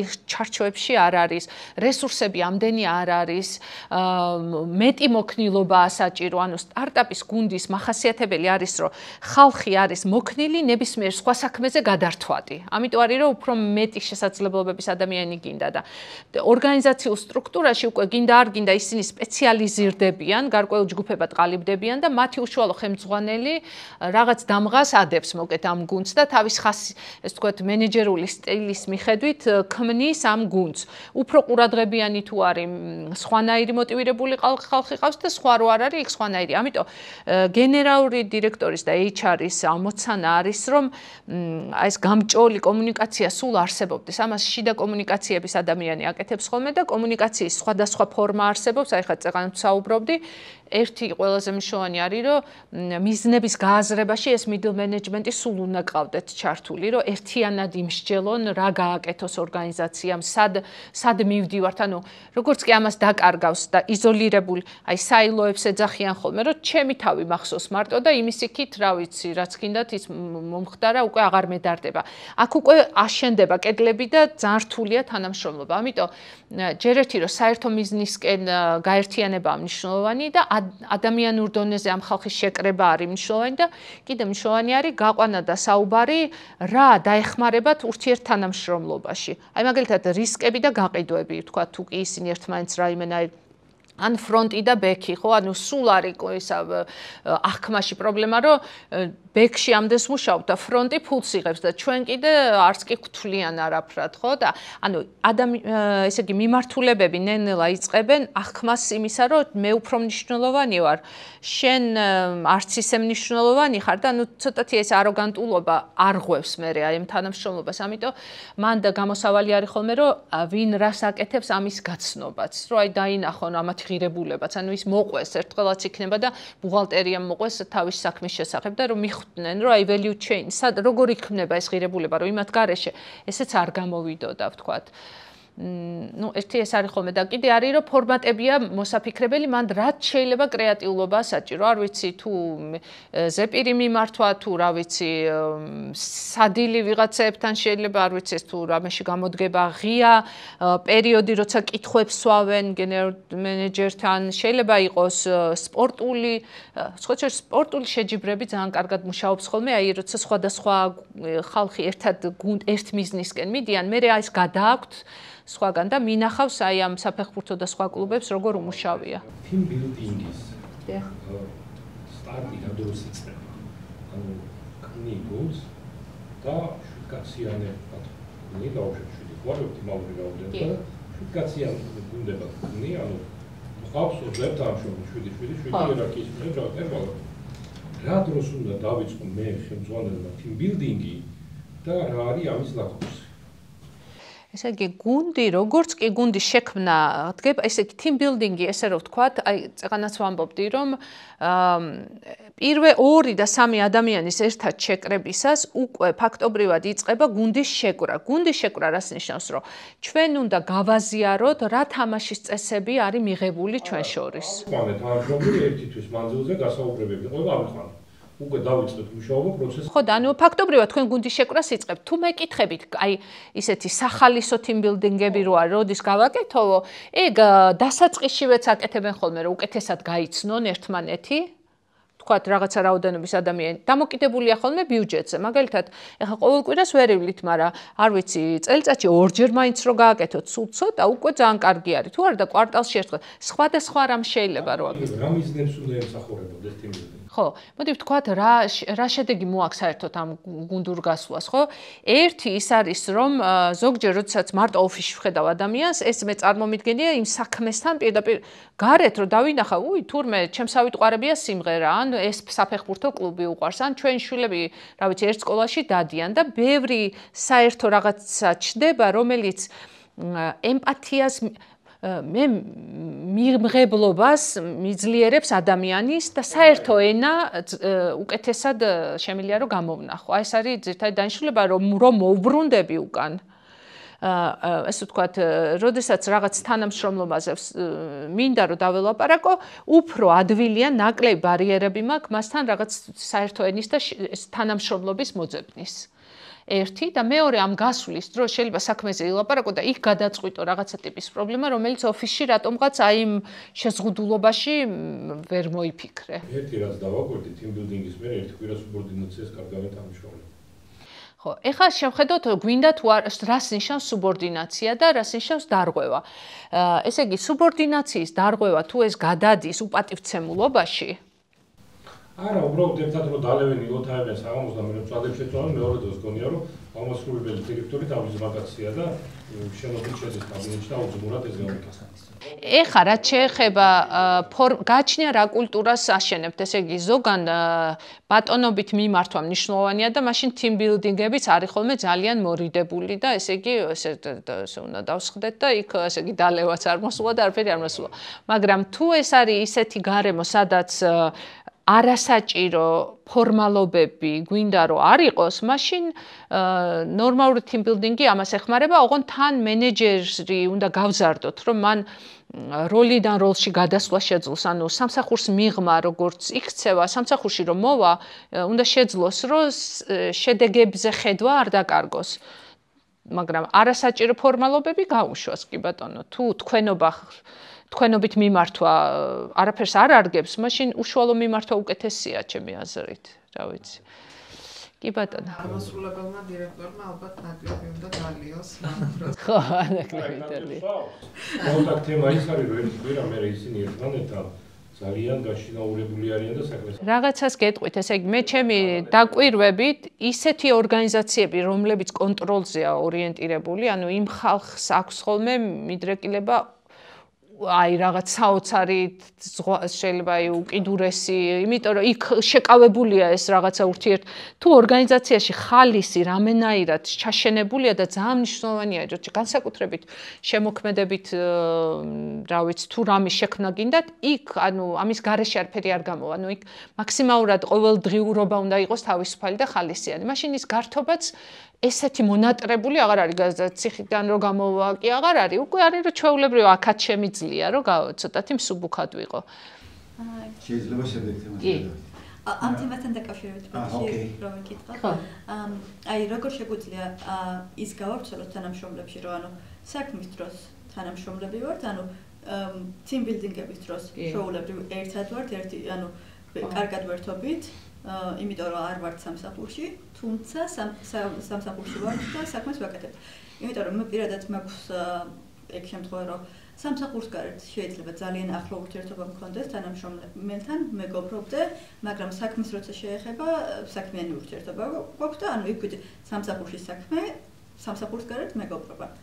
ეგ როგორ შეიძლება გავავრცელოთ, ანუ ეგ მე მესმის, მას ესმის, თქვათ, მაგრამ აი სხვა თანამშრომლებზე როგორც ახსენა. კი, არის როგორ უნდა გავაკეთოთ. ესე იგი, მოდი, ჯერ უნდა ცოტა ერთი უკან რო წავიდეთ, რატო შეიძლება ადამიანს ერეოდეს საქმე და ადამიანი, ხო? ანუ ჩვენ ნებისმიერ მომენტში გვაქვს ორი ინტერესი, ურთიერთობის და შედეგის, აი ესე რომ შეხედოთ. ანუ ნებისმიერ საქმესთან მიმართებაში თქვენთან რო თანამშრომლობ, გუნდშიც რო თანამშრომლობ, ან გარეთ, ჩემს აღქმაში, ჩემთვის მნიშვნელოვანი არის თქვენთან ურთიერთობის შენარჩუნება და შედეგის შენარჩუნება, ეს არის და შედეგის მიღება, ხო? როდესაც ჩვენ აი კონფლიქტურ არ ვიცი რომელმა ახსენეთ, მაგრამ დასაწყისში ლაპარაკობდით კონფლიქტებზე რა და როდესაც ადამიანი მიდრეკილია ურთიერთობისკენ, თქვათ, ის მოკეთ ყველაფერს საქმეს თმობს, ოღონდ ურთიერთობა შეინარჩუნოს და ადვილია მისით манипуლირება. ანუ თუ ჩემთვის მნიშვნელოვანი არის რომ არ ვაწყენინო, ამას არ მის თვალში არ გამოვჩდე ხა მე რაღაცნაირად ფორმალურ ადამიანად, რომელიც ეს რაღა მეგობრობა და ასე შემდეგ. თუ არ შეუძლია, მოკეთ, რომ ადამიანის მიმართ პატივისცემა შეინარჩუნოს, მაგრამ საქმის მიმართ იყოს მომთხოვნი, მაშინ ის ხშირად, მოკეთ, თუ ურთიერთობა უფრო მნიშვნელოვანია, საქმეს თმობს. ეხა გამოსავალი ის არის, რომ რაღაცა ტიპის პატარა ერთსაათიანი სესია, სადაც უნდა ამაზე დააფიქრო ადამიანი და უთხრა, რომ არსებობს ინტერესი ადამიანის მიმართ, არსებობს ინტერესი საქმის მიმართ. ჩვენ შეგვიძლია ვიყოთ რბილები ადამიანების მიმართ, მაგრამ მკაცრები საქმის მიმართ და ეს არ უშლის ერთმანეთს ხელს. მოლაპარაკების მთავარი პრინციპია ეს ჰარვარდის მეთოდოლოგიაში, რბილი ადამიანის მიმართ, ხისტი საკითხის მიმართ. რას ნიშნავს, რომ როგორც ადამიანს პატივს გცემთ, თქვენი საჭიროებებზე შეგვიძლია ვისაუბროთ, შეურაცხყოფას არ მოგაყენებთ, ანუ ყველანაირად შენს, ასე ვთქვათ, მიზნების გააზრება შემიძლია შენ პატივს გცემ, მაგრამ საკითხს როცა ეხება საქმე, ჩვენ როგორც ადამიანის ემოციებით კი არ ჭიდაობთ. ჩვენ გვაქვს პრობლემა გადასაჭრელი, ჩვენ არც ერთმანეთის წინაც კი არ ვხედავთ. აი რომ წარმოიდგინო, გადმოსვა უნდა ადამიანის შენს მენტალურ წარმოდგენაში, გვერდი გვერდს ხედავთ, ერთმანეთის მტრებიც კი არ ხართ და არაფერი წინააღმდეგობა არ გაქვთ და საკითხს ვჭრით. წარმოიდგინეთ, რომ ეს შედეგი დასადები გვაქვს, ანუ როგორც კი ადამიანში ხედავ პრობლემას, საკითხი ვერ გამოგაქვს ადამიანიდან და მაშინ ადამიანს ებრძვი და თუ შეგიძლია, რომ ნებისმიერი გადაუჭრელი საკითხი უსულოდ აქციო, ასე ვთქვათ, და დაშალო ლოგიკად აქციო, მაშინ გამოდის, რომ მის რესურსს იყენებ ამ საკითხის გადასაჭრელად. მაგრამ თქვენს კითხვას გონი ბოლომდე არ გავეცი პასუხი, მან ასე ვთქვათ, სხვა ფსიქოლოგიური მიზეზი შეიძლება იყოს, მაგალითად იდენტობის თემა არის, რომ მე როგორი ადამიანი ვარ, აი ამას ატრიგერებს ეს ურთიერთობა, რომ მე ვარ ადამიანი, რომელიც სხვას გულს არ დგენს, ზოგადად ესეც შეიძლება იყოს და ვერ ასხვავებს რა არის საქმიანი საუბარი და პირადი და უნდა ასწავლო უბრალოდ საქმიანი საუბარი. ახალი თანამშრომელია, თქვათ, გავედით team building-ზე, სადაც გასვლა გვაქვს და მას არ უნახევართ, თქვათ, არაფორმალურ გარემოში. აი, წინასწარ უნდა გავესაუბროთ ამის შესახებ, რომ აი ჩვენ კი აქ შეიძლება სხვაგვარად ვიყოთ, სხვა ინტერესები გქონდეს და უბრალოდ სამსახურში რო დავბრუნდებთ, აი ერთი კვირა რო არ გქონდეს სუბორდინაციის დარღვევა ან რაიმე მსგავსი, ეგ როგორ შეიძლება თავიდანვე რო პრევენცია მოვახდენოთ ამის მე რაღაც მგონი ემოციური ინტელექტთან არის კავშირში, ხო რომ აღიქვას ადამიანმა რომ ის სხვა სიტუაცია, ის სხვა სიტუაცია. კი, ანუ გააჩნია, მაგრამ ნახეთ როგორ რაღაცა თანამშრომლები, ანუ განსხვავებული ემოციური ინტელექტი აქვთ, განსხვავებული განყოფილებები არის. თუ ამჩნევთ რომ ეს საფრთხე არსებობს, უპრობლემოდ შეგიძლია იწეგა რომ საუბრობდი ფსიქოლოგიური საფრთხეებად, მათ შორის ეგეთ თემებს ეხება, აი ისეთ უხერხულ თემებსაც ეხება რა, რომ ვთქვათ, რომ შეიძლება ხუმრობით ვთქვათ რა, სანამ გახვალთ და იცით რომ დაახლოებით ეს შეიძლება შედეგი დადგეს, რომ მოყვეთ რომ აი ჩემი გამოცდილებით ეგეთი რაღაც იყო, რომ ადამიანი დაიბნა, როცა ეგეთი кейფიდან უკან დავბრუნდით, რომ ანუ სერიოზულად რომ იყურებდა მე და ნუ აი წინ სწრებით ვთქვათ, გაატარო მის ფიქრის პროცესი და უთხრა რომ ანუ საქმესთან დაკავშირებით ყოველ ძეგრო მოვალთ, ისე ვიქნებით, ასე ვთქვათ, აი ეს ამაზე საუბარი არ არის უხერხული, ასე ვთქვათ, და შეიძლება ჯობდეს ზოგჯერ გაჩნია, ანუ თუ იცნობთ ადამიანს, რომ დასჭირდება ეს ნებართვა. ფაქტობრივად არის, რომ მის ტვინში უკვე რაღაცა კონფლიქტია, ვერ გაუგია რა გააკეთოს და შეიძლება არასწორად მოიქცეს და წინსწრებით აძლევთ რჩევას, შეიძლება ეს იყოს. წინსწრებით საუბარი სჯობს. კი. შეგვითხრა მაქვს. დიახ. ანუ სად მოძებნოთ გუნდის წევრები, ხო?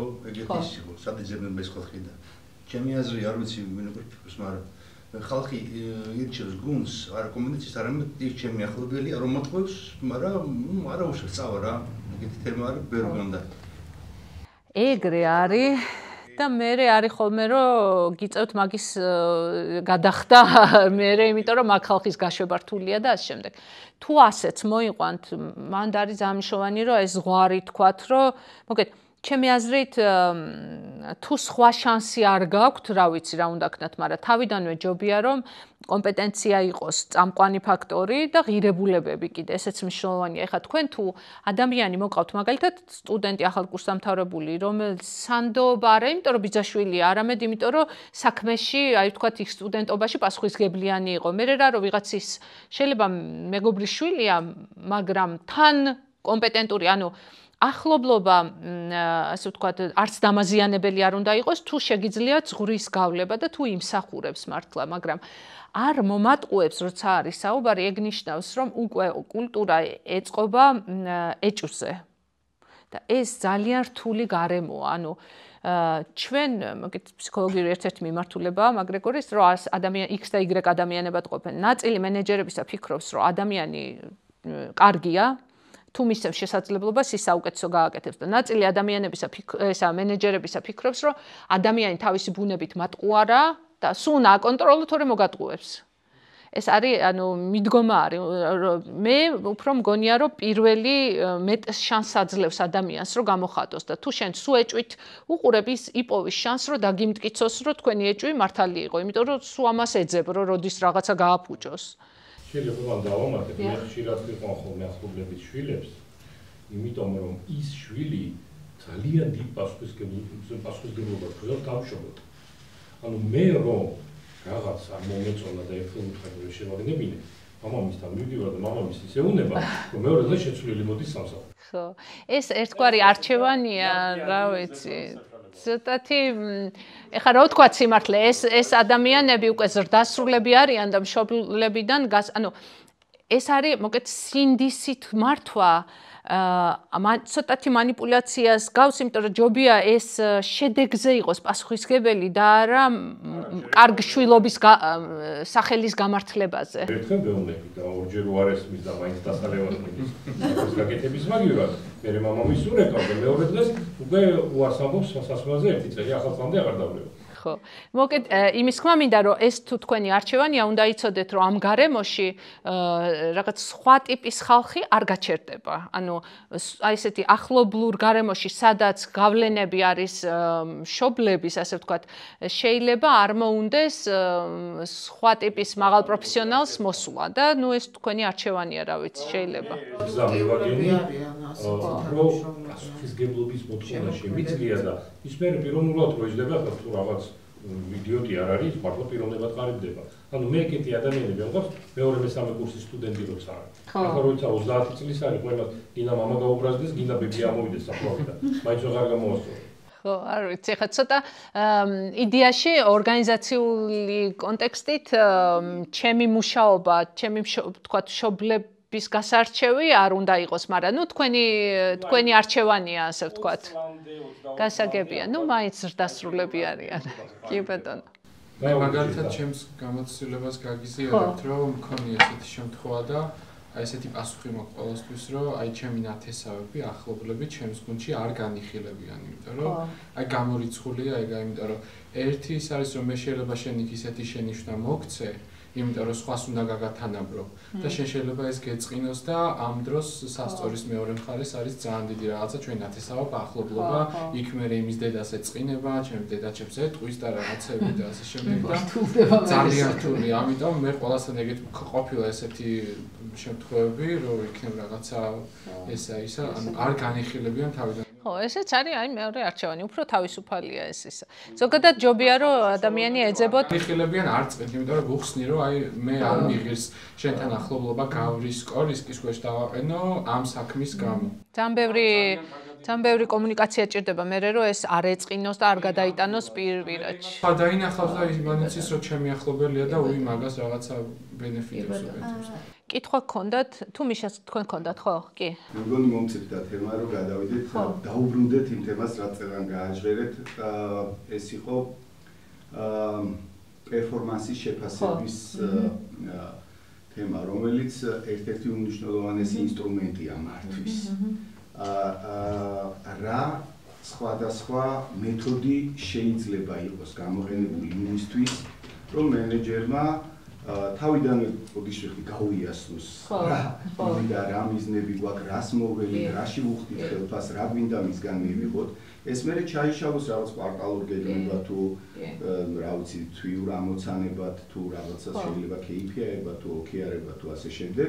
აი რა სხვადასხვა მეთოდები არსებობს იმის, რომ ხელმძღვანელსა და შემსრულებელს შორის სიცხადე იყოს მონოდინების. თავიდანვე ეს მკაფიოდ მიზნების დასახვა სიცხადე იყოს, თუ ის ბოლოს შეფასება იყოს და ამის მიხედვით მოხდეს ფიდბექიც, ანაზღაურების დამატებითი ნაწილიც და ასე შემდეგ. რა სხვადასხვა მეთოდები არსებობს ამის რა შეგვიძლია გამოვიყენოთ. ესე იგი, სხვა დასახელების შეფასების სისტემებს იპოვით, მაგრამ ყველა ეს აფასებს ორ რამეს.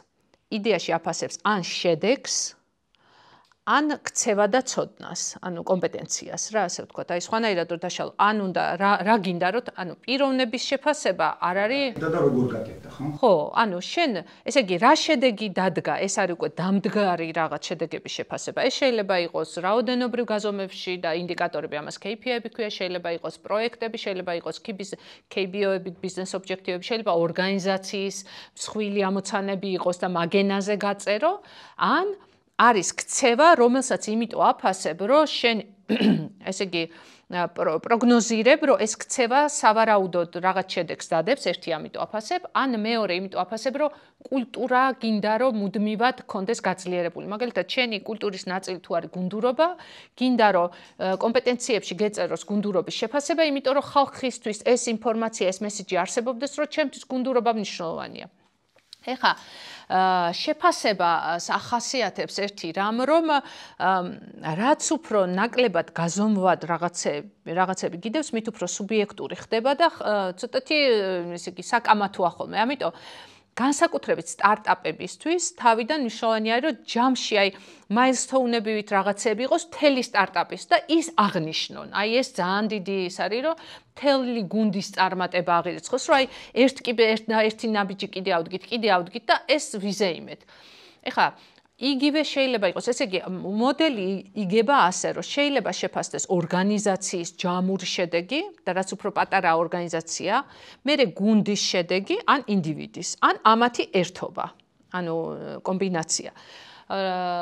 რეალურად გუნდის ესე იგი დამოკიდებულია რა ტიპის ინდიკატორს ჩადებ, გაჩვენ რა გინდა. ანუ როგორც ეს თუ ორგანიზაციაში არსებობს დაგეგმვის სისტემა, სტრატეგიული დაგეგმვის სისტემა, იქ ასე ვთქვათ balance scorecard-ი არსებობს, სადაც ფინანსური პარამეტრები გაქვს, საოპერაციო პარამეტრები გაქვს, კლიენტთან დაკავშირებული პარამეტრები გაქვს, რა გინდა რომ NPS-ი რაღაცები მიაღწიო და თანამშრომელთან დაკავშირებული და კიდე შეიძლება IT პარამეტრები გქონდეს და ამას მერე გაშლი და პლუს კიდე იმებს პროექტებს სამოქმედო გეგმებს ჩაუსვავ როგორც ამოცანებს და პრინციპში შენ უზრუნველყოფ რომ ქვევიდან ამათმა შესრულებამ შენ შეკრას რაღაცა ჯამი. აი ეს არის მოკეთ ერთის მხრივ ეს რომ დაგეგმილი გაქვს ამის ჩამოშლა ხდება, მაგრამ ორგანიზაციების უმეტესობას ეს სისტემა აწყობილი რო არ აქვს, ხელოვნურად გამოსდის რომ რაღაც ადმინისტრირებაში გადადიან უაზრო ბუღალტერიაში და მოკეთ ძალიან დამძიმებულია ხოლმე ეს სისტემა რა რეალურად შეფასების. ამიტომ მნიშვნელოვანი იპოვო რა პარამეტრის გაზომვა გჭირდება იმისთვის, რომ შედეგზე ან, ესე იგი, პარამეტრები როგორი არსებობს, კიდე ესეც ვთქვათ, არსებობს წინსწრები პარამეტრები და დამდგარი პარამეტრები. ორივე გინდა. ანუ არის რომ leading ინდიკატორებია, მაგალითად, თანამშრომლების კმაყოფილებია რო იკულიო. არის leading ინდიკატორი.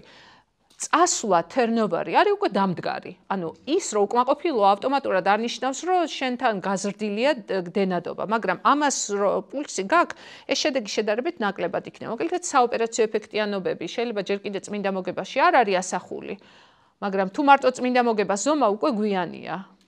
ამიტომ იგივე არის სტარტაპებისთვისაც, რა უნდა გაზომოთ და რა აღმოაჩინოთ, ასე ვთქვათ. მაგალითად, იგივე ტრეინინგ ცენტრებისთვის, ხო? ანუ თქვენი კლიენტების კმაყოფილება კორელაციაშია გაყიდვების გაზრდასთან. თუ მარტო გაყიდვის გაზრდას ზომავ როგორც დამდგარ შედეგს, რა ქვია იმას, უკვე გვიანია, ასე ვთქვათ, და წინსწრებით რაღაცების გაზომა გჭირდებათ, რომ ასე ვთქვათ, მიიღოთ, თუ გაგეცი პასუხი. და მეორე არის კომპეტენციები ან ქცევები და აქაც რაც შეეხება სასურველია ქცევების გაზომვა არ მიაბად ბონუსს. ანუ ქცევებს თუ კი გაზომავთ, ამაში ბონუსი არ მისცეთ.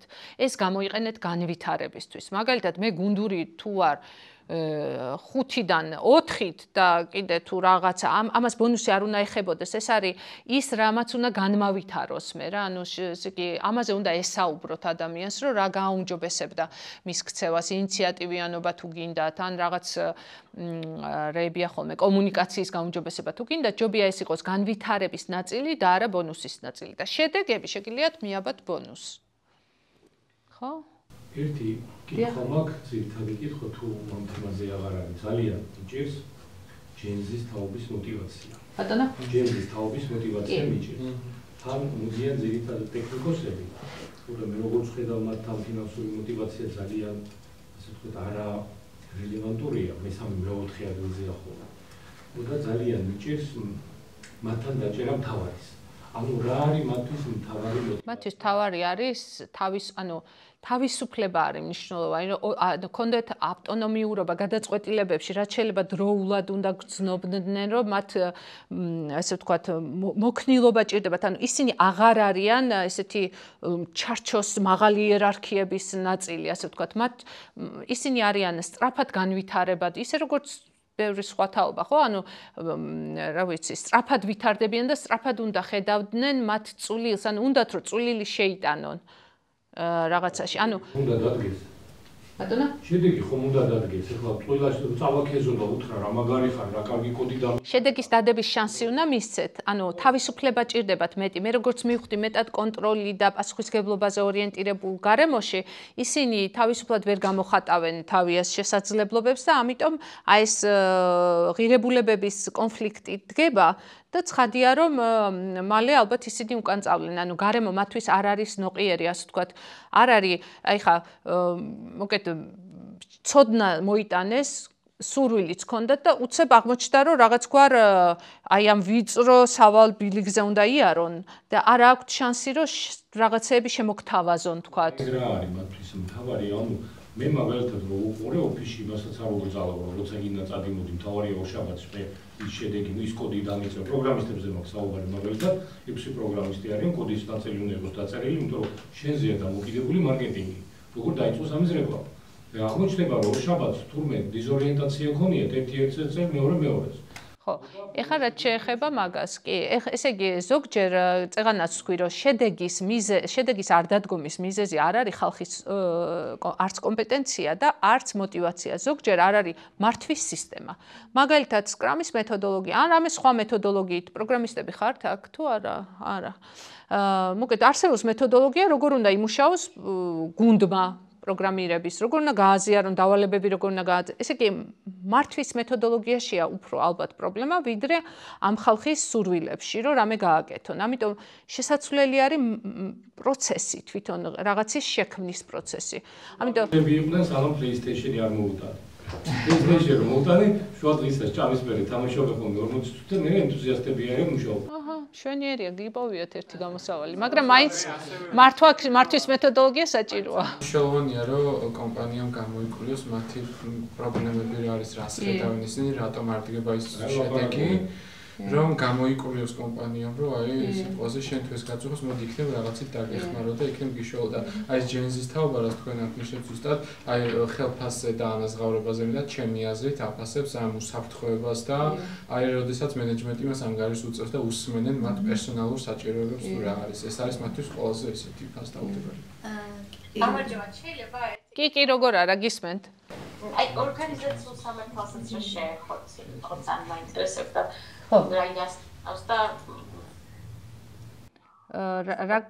რა კუთხით გაინტერესებთ, რომ როგორ განმარტავს თანამშრომელი სამართლიანობა რა არის, თუ? დიახ, აი თქვენ თემა გქონდათ რაღაც ძალიან დასწრება და მოკლედ თუ შეიძლება რომ შეეხოთ ამ თემას. ხო, ორგანიზაციული სამართლიანობა ფართო თემაა, ეხლა ორი სიტყვით რაც შემიძლია ვთქვა, ეს არის თანამშრომლების აღქმა, რამდენად სამართლიანია რეაგირება ამა თუ იმ საკითხზე და სამართლიანობის პრობლემა ბევრგან შეიძლება იყოს, მათ შორის ნამდვილად რეაგირებაში, მაგრამ მეორე შეიძლება იყოს ინფორმაციის არ მიწოდება, შეიძლება არ იცოდნენ რა ხდება. თუმცა ეხლა რა კუთხით წავიყვანოთ თუ უფრო კონკრეტულად მეტყვით, იმიტომ რომ ფართო თანამშრომელს აქვს უსამართლობის განცდება უშუალოდ და რაღაც ხო აი თქვენთვის არ იყოს არ იღებს პასუხს. პირველი რაც უნდა გქნათ, რომ კითხოთ რა არის მისთვის სამართლიანობა, ხო? აი როგორც წეღან თქვი, მაგალითად ადამიანი ამბობს ხელფასი მომიმატე, ადამიანი ამბობს უსამართლობა, ჯერ კიდე არ ვიცი სინამდვილეში რა, ასე ვთქვათ, რას გულისხმობს და რა არის მისთვის სამართლიანობა, ხო? ანუ უნდა გითხო რა არის სამართლიანობა და აუცილებლად გავალთ სადღაც, მაგალითად იტყვის რომ მქონდა, არ ვიცი რა უნდა, მაგრამ თქვენ შემთხვევაში კონკრეტულად, მაგრამ შეიძლება ეს იყოს ვთქვათ, არ რაღაც გააკეთა და არ დააფასეს, მადლობაც არ უთხრეს, ვთქვათ, და სხვა დააფასეს, შეიძლება სხვასთან მიმართებაში უყურებს. შეიძლება იყოს, რომ ვთქვათ, სუგვიანობამდე მუშაობს და გუშინ 1 საათით ადრე წავიდა და შენიშვნა მისცეს. ანუ შენიშვნა არა, ესე ვთქვათ, არა თავსებადია, ანუ ასე ვთქვათ, არა შესაბამისია იმისი, რაც გაფუჭდა. შეიძლება იყოს, რომ აზრს არ მისმენთ და ეს არის უსამართლო. აი, ბევრი თემა შეიძლება იყოს და ყველაზე მნიშვნელოვანი ნებისმიერ ეგეთ უკმაყოფილების დროს, ანუ რჩევა რაც არის ხოლმე, რომ კი არ დაუშვათ, რომ ვთქვათ, ცუდი თანამშრომელია. პირველი იკითხეთ, რომ რაღაცა თავისი ლოგიკა აქვს ამას და გავიგო სინამდვილეში რას გულისხმობს, რა უნდა. ოღონდ ისე გულწრფელად. დიახ. თუ გაგეცთ პასუხი, არ ვიცი. დიახ. კი ბატონო. ერთი პატარა შეფასება. ესე წერან ნაწილობრივ ახსენეთ, მაგრამ მინდა დაზუსტება და განზოგადებულად აი ამ საკითხის წარმოდგენა.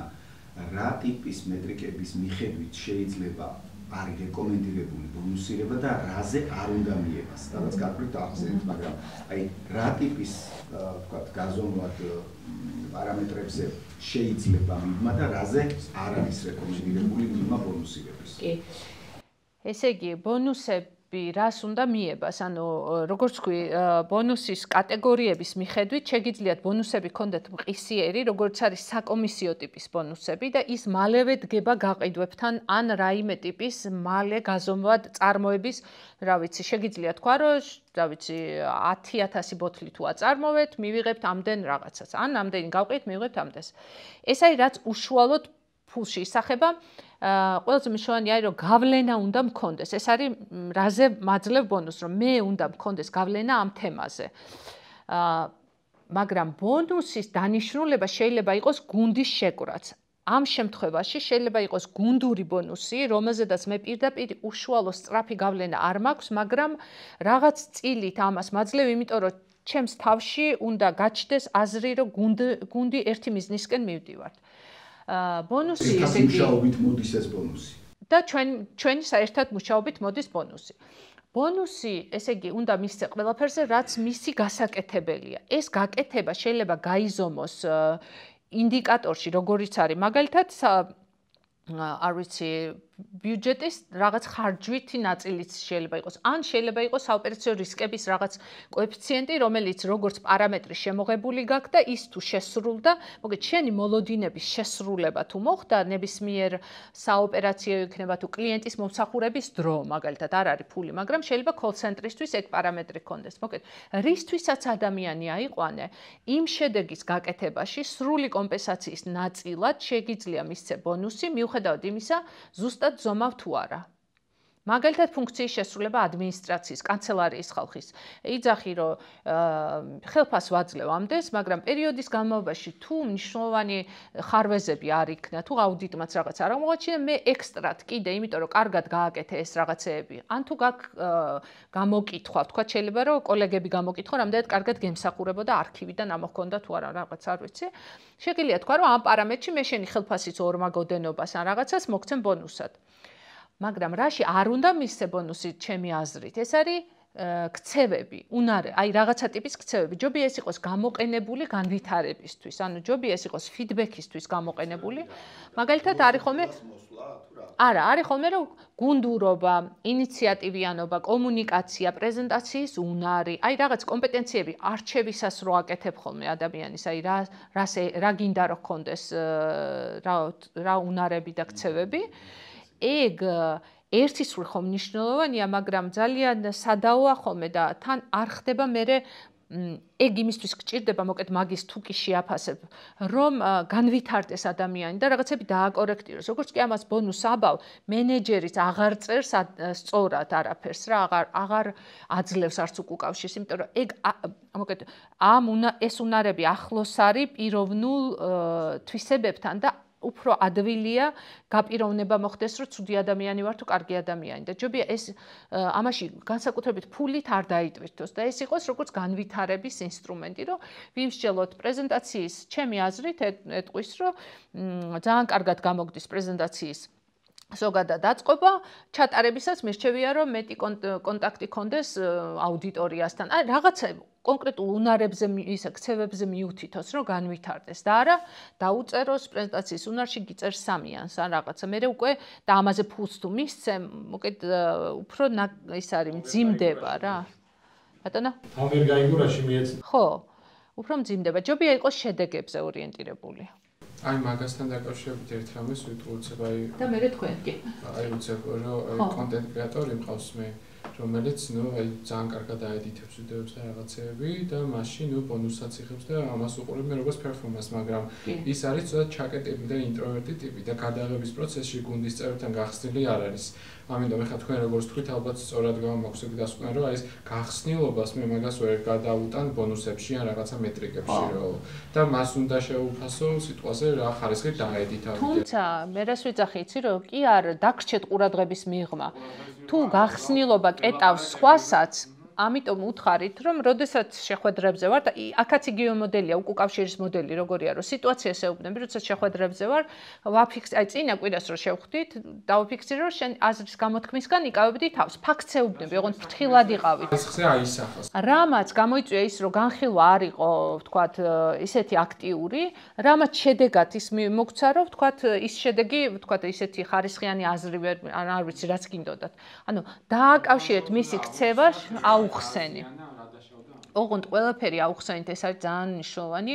არა ჭორის ან რაღაც თქვენ წარმოსახვიდან ან გაგონილიდან, არამედ დაკვირვებიდან რა წამოიღეთ რა გუში რაღაც მოხდა იმაზე უთხარით რაღაც ცოტა რეზიუმესავით რო გავაკეთო ანუ ყველა რასაც ვიძახით პრობლემა მაინც იქითკენ მივიდივართ რომ გამოსავალი არის სწორ კომუნიკაციაში კი ოღონდ რა არის სწორი კომუნიკაცია ეს არის გასარკვევი კომუნიკაციისკენ მივიდივართ ამ პრობლემის შესახებ ასე უნდა მოვუყვეთ იმის ისინი თუმცა არსებობს სწორი სისტემებიც ანუ მაგალითად სახელმწიფო სისტემა უნდა ააწყოს სწორად ასე ვთქვათ მაგრამ მე რომ სწორად ააწყო მე მქონია შემთხვევა რომ გადასარევი სახელმწიფო სისტემა შევიტანეთ ორგანიზაციაში და ხალხი მაინც უკმაყოფილო იყო იმიტომ რომ დავაკელით კვამის წარდგენა და ხალხმა ჩათვალა რომ ვიღაცა ჩემს ზემოთ რატო მოხდა და რაღაც მოკედ მეტი ჭირდება ამას ვიდრე უბრალოდ კარგი გაკეთება დიახოთ არ მაინტერესებდა აი შტორმი რომ ახსენეთ და მე ნორმალიზება მაგის მე არის კიდევ რა პერფორმინგი და მე არის adjourning, როცა გააცილ, წასვლა ადამიანის. ანუ performing-იც თქვით, ანუ არის მე ნორმირება არის, როცა უკვე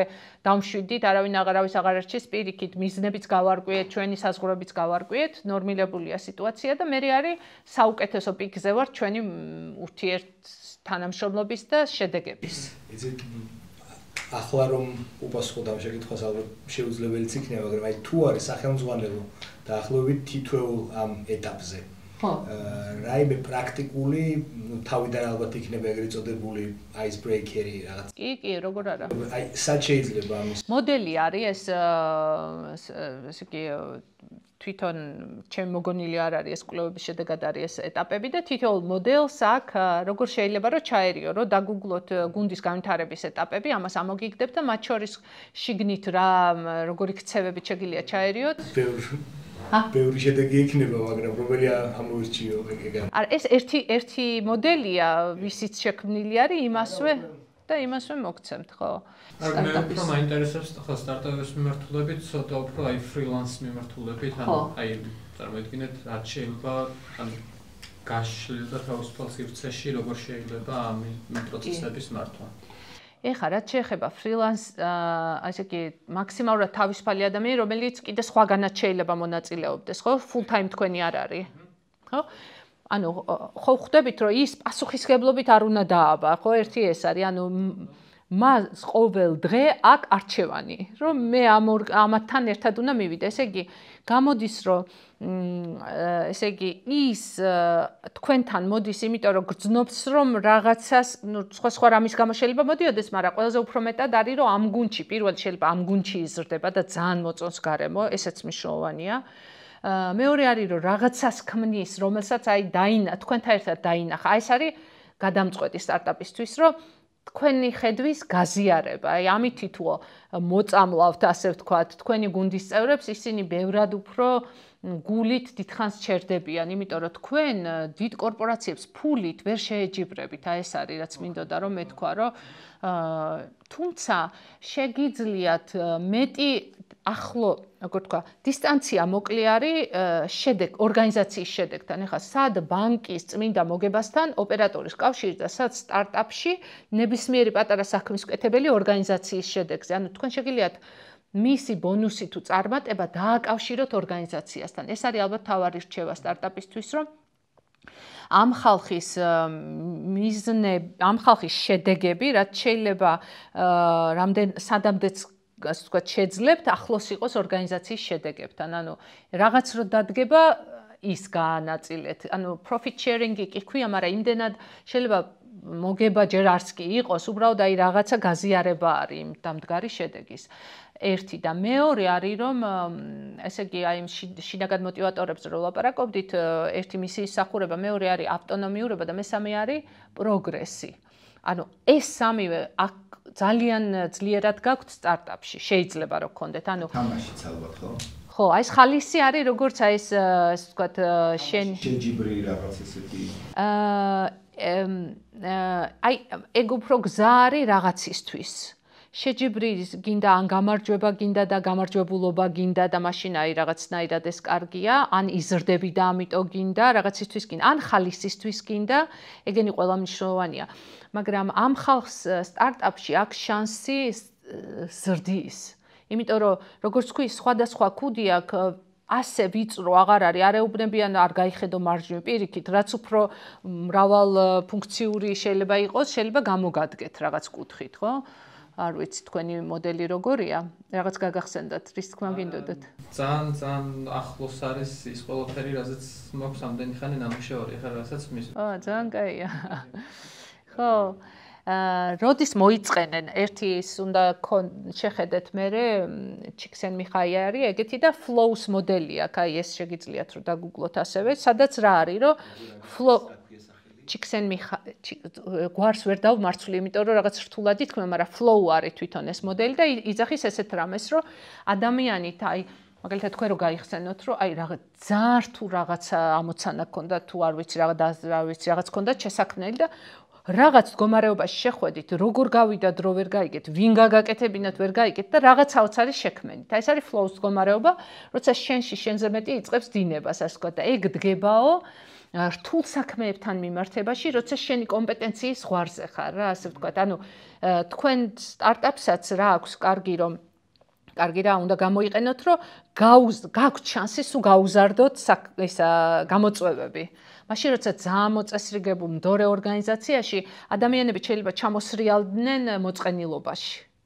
ანუ რო წარმოიდგინოთ რომ ჰორიზონტალზე არის შენი კომპეტენცია, ანუ უნარები რა შეგიძლიათ, აქ არის სირთულეები შენი დავალებების, ან რაც უნდა გააკეთო. ესე იგი თუ არ შეგიძლია და ძალიან ესე იგი რთული დავალებები გაქვს, აქ ძალიან სერიოზული ღელვაა და შფოთვაა. აქ უკვე გამოგვიძება და აი აქ არის flow, როცა შენი აქეთ უნდა შენი ამოცანა არის რომ კომპეტენცია გაუზარდო და ესეც გაუზარდო და სტარტაპს ეს შეუძლია და ეგეთ ხალხსაც იყვანთ. ანუ თქვენ ალბათ არ გინდათ პოტენციალის ეს არის კიდე მნიშვნელოვანია რომ პოტენციალი და პერფორმანსი რო შეხედოთ რა რომ რისი ლიდერობის შესაძლებლობა. ანუ ოღონდ ლიდერობა მარტო სხვა ადამიანის მართვას არ გულისხმობს, თემის ლიდერობა. თქვენ გინდათ ასე ვთქვათ ხალხი, ვისაც აქვს ეს შესაძლებლობა, მაგრამ ორგანიზაცია შეუძლია აიტანოს ვისაც არ აქვს შესაძლებლობა, მაგრამ მაღალი პერფორმერია. უკვე რომ განვითარდება და ბევრი ყავთ. ეგეთი ხალხი გჭირდებათ, იმიტომ რომ ვეღარ აწინაურებთ, მაგრამ სტარტაპს ჭირდება ხალხი, ვისაც აქვს შანსი, რომ თემა წაწიოს წინ. ამიტომ მინდა გითხოთ თუ შეიძლება. ბატონო, როგორც კი ავწიე, ანუ პერფორმანსი რო გაიზარდა და რაღაც გამოწვევების წინაშე დადგენ თანამშრომლები, ფორმა ვერ გაუძლო. მე აღმოჩნდა რომ ვერ გაიფიცნობიერეთ რა მაგარი ტიპები ვართ ეხლა ჩვენ. ანუ იქიდან 6 თვის წინ და დავიწყეთ ხარა მუშაობა რაღაც უნდა. ამიტომ კომუნიკაცია უნდა მიაყოლოთ ყველაფერზე. ანუ აქ რას აი რა ვთქვი მე წეღა რომ როცა გამოცდილება არ გაქვს და გავალებენ რაღაცას, ძალიან დიდი ღელვა არის. ანუ ადეკვატურად უნდა გაიზარდოს. ანუ მე უნდა რაღაცაში მოვსინჯო ვთქვა, თუ ცოტა მაინც უნდა ხედავდე რომ შესაძლებლობა აქვს ზრდის, რომ ეს საქმე ცოტა მეტი დავავალო. სხვა შემთხვევაში აი ეს იგივეა რომ ბავშვს რო წყალში გადავაგდებთ ხოლმე და ნუ გაცურავს ალბათ არის შანსი რომ ვერ გაცურავს და ამოიყვან ახლოს უნდა იდგე. მაგრამ წეგან დელეგირებაზე რაღაც მინდოდა მე თქვა, ანუ სიტუაციური ლიდერობა არსებობს ეგეთი და ვის უნდა თქვენ ამბობდით ხო და ამის თქმა მინდოდა რომ მისცე დავალება და შედეგი მოგიტანოს. ანუ დელეგირება არ არის ერთადერთი გამოსავალი. ანუ დელეგირება კაი სიტყვაა, მაგრამ ეგ უნდა გააკეთოთ იმ ხალხთან, ვისაც აქვს უნარი და სურვილი საქმე გააკეთოს.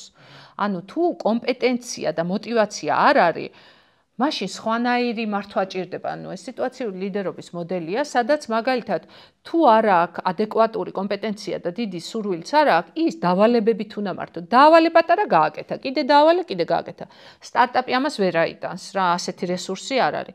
არის მეორე რომ მაღალი კომპეტენცია აქვს, მაგრამ мотиваცია ჩამქრალი აქვს. მაშინ ამის мотиваციის გაზრდაზე უნდა მხარდაჭერა კოუჩინგით უნდა ემუშაო და არის როცა კომპეტენცია არ აქვს, მაგრამ ძალიან მონდომებულია.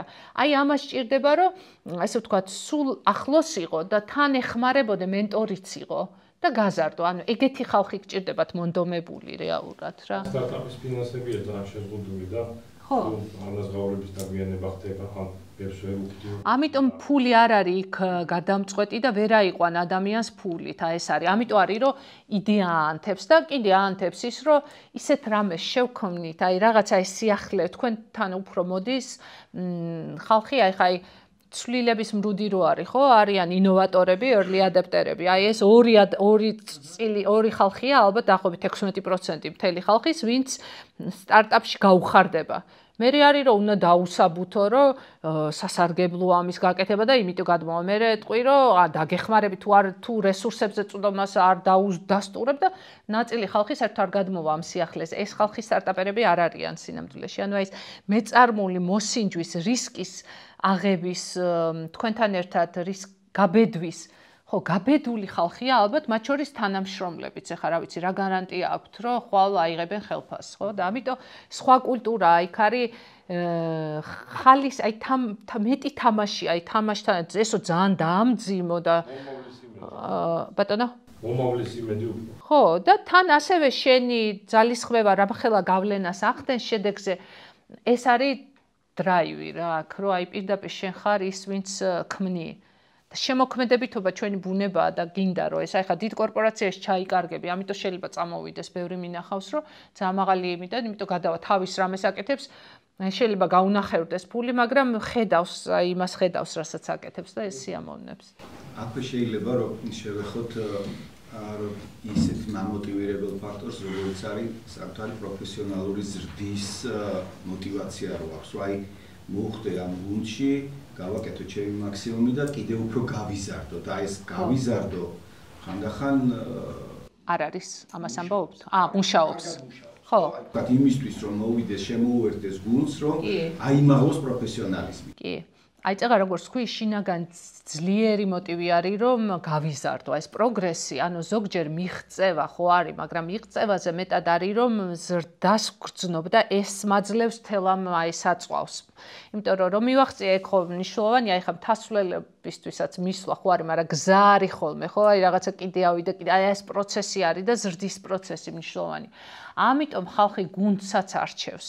იმ ხალხთან რამეს ვისწავლი თუ დეგრადირდები, რა ვიცი, თუ გინდა ჩემი შედეგი 100-ჯერ უკეთესი იყოს ვიდრე სხვის, ანუ შეიძლება იმ წუთას გამოყენებისთვის მივიდე იმ გუნდში, რომ ფულს გადამიხდიან, მაგრამ ძალიან მალე მოვიწყენ, იმიტომ რომ თუ ეგეთი ანდერპერფორმერები არიან, ვერაფერი ის არ მაქვს, არაფერში აღარ ვიზრდები რა, არც შეჯიბრი აღარ არის, შეიძლება შეჯიბრი ამიტომ იყოს კიდე საჭირო, რომ ერთმანეთისგან რაღაცას ვწავლობთ და თან რო ვეჯიბრები ჩემში პოულობ, აი მაგალითად ბენისტერი იყო თუ რაღაცა 1956 წელი იყო თუ რაღაც გაირბინა პირველი რეკორდი დაამყარა 1 მილის გარბენის და მაგის შემდეგ იქამდე რო არავის გაურბენია 6 თვეში 36 ადამიანმა იგივე ან უკეთესი დაფარა და როგორ შეიძლება ადამიანის ფიზიოლოგია და კუნთები და სისწრაფე ასე განვითარებული იყო რწმენა რომ გამოვა ანუ ეს ჩემთვის მნიშვნელოვანია ამიტომ თუ ხედა ვიღაცები ჩემზე მაგრები არიან მეც მივდივარ წინ რა ასე ვთქვათ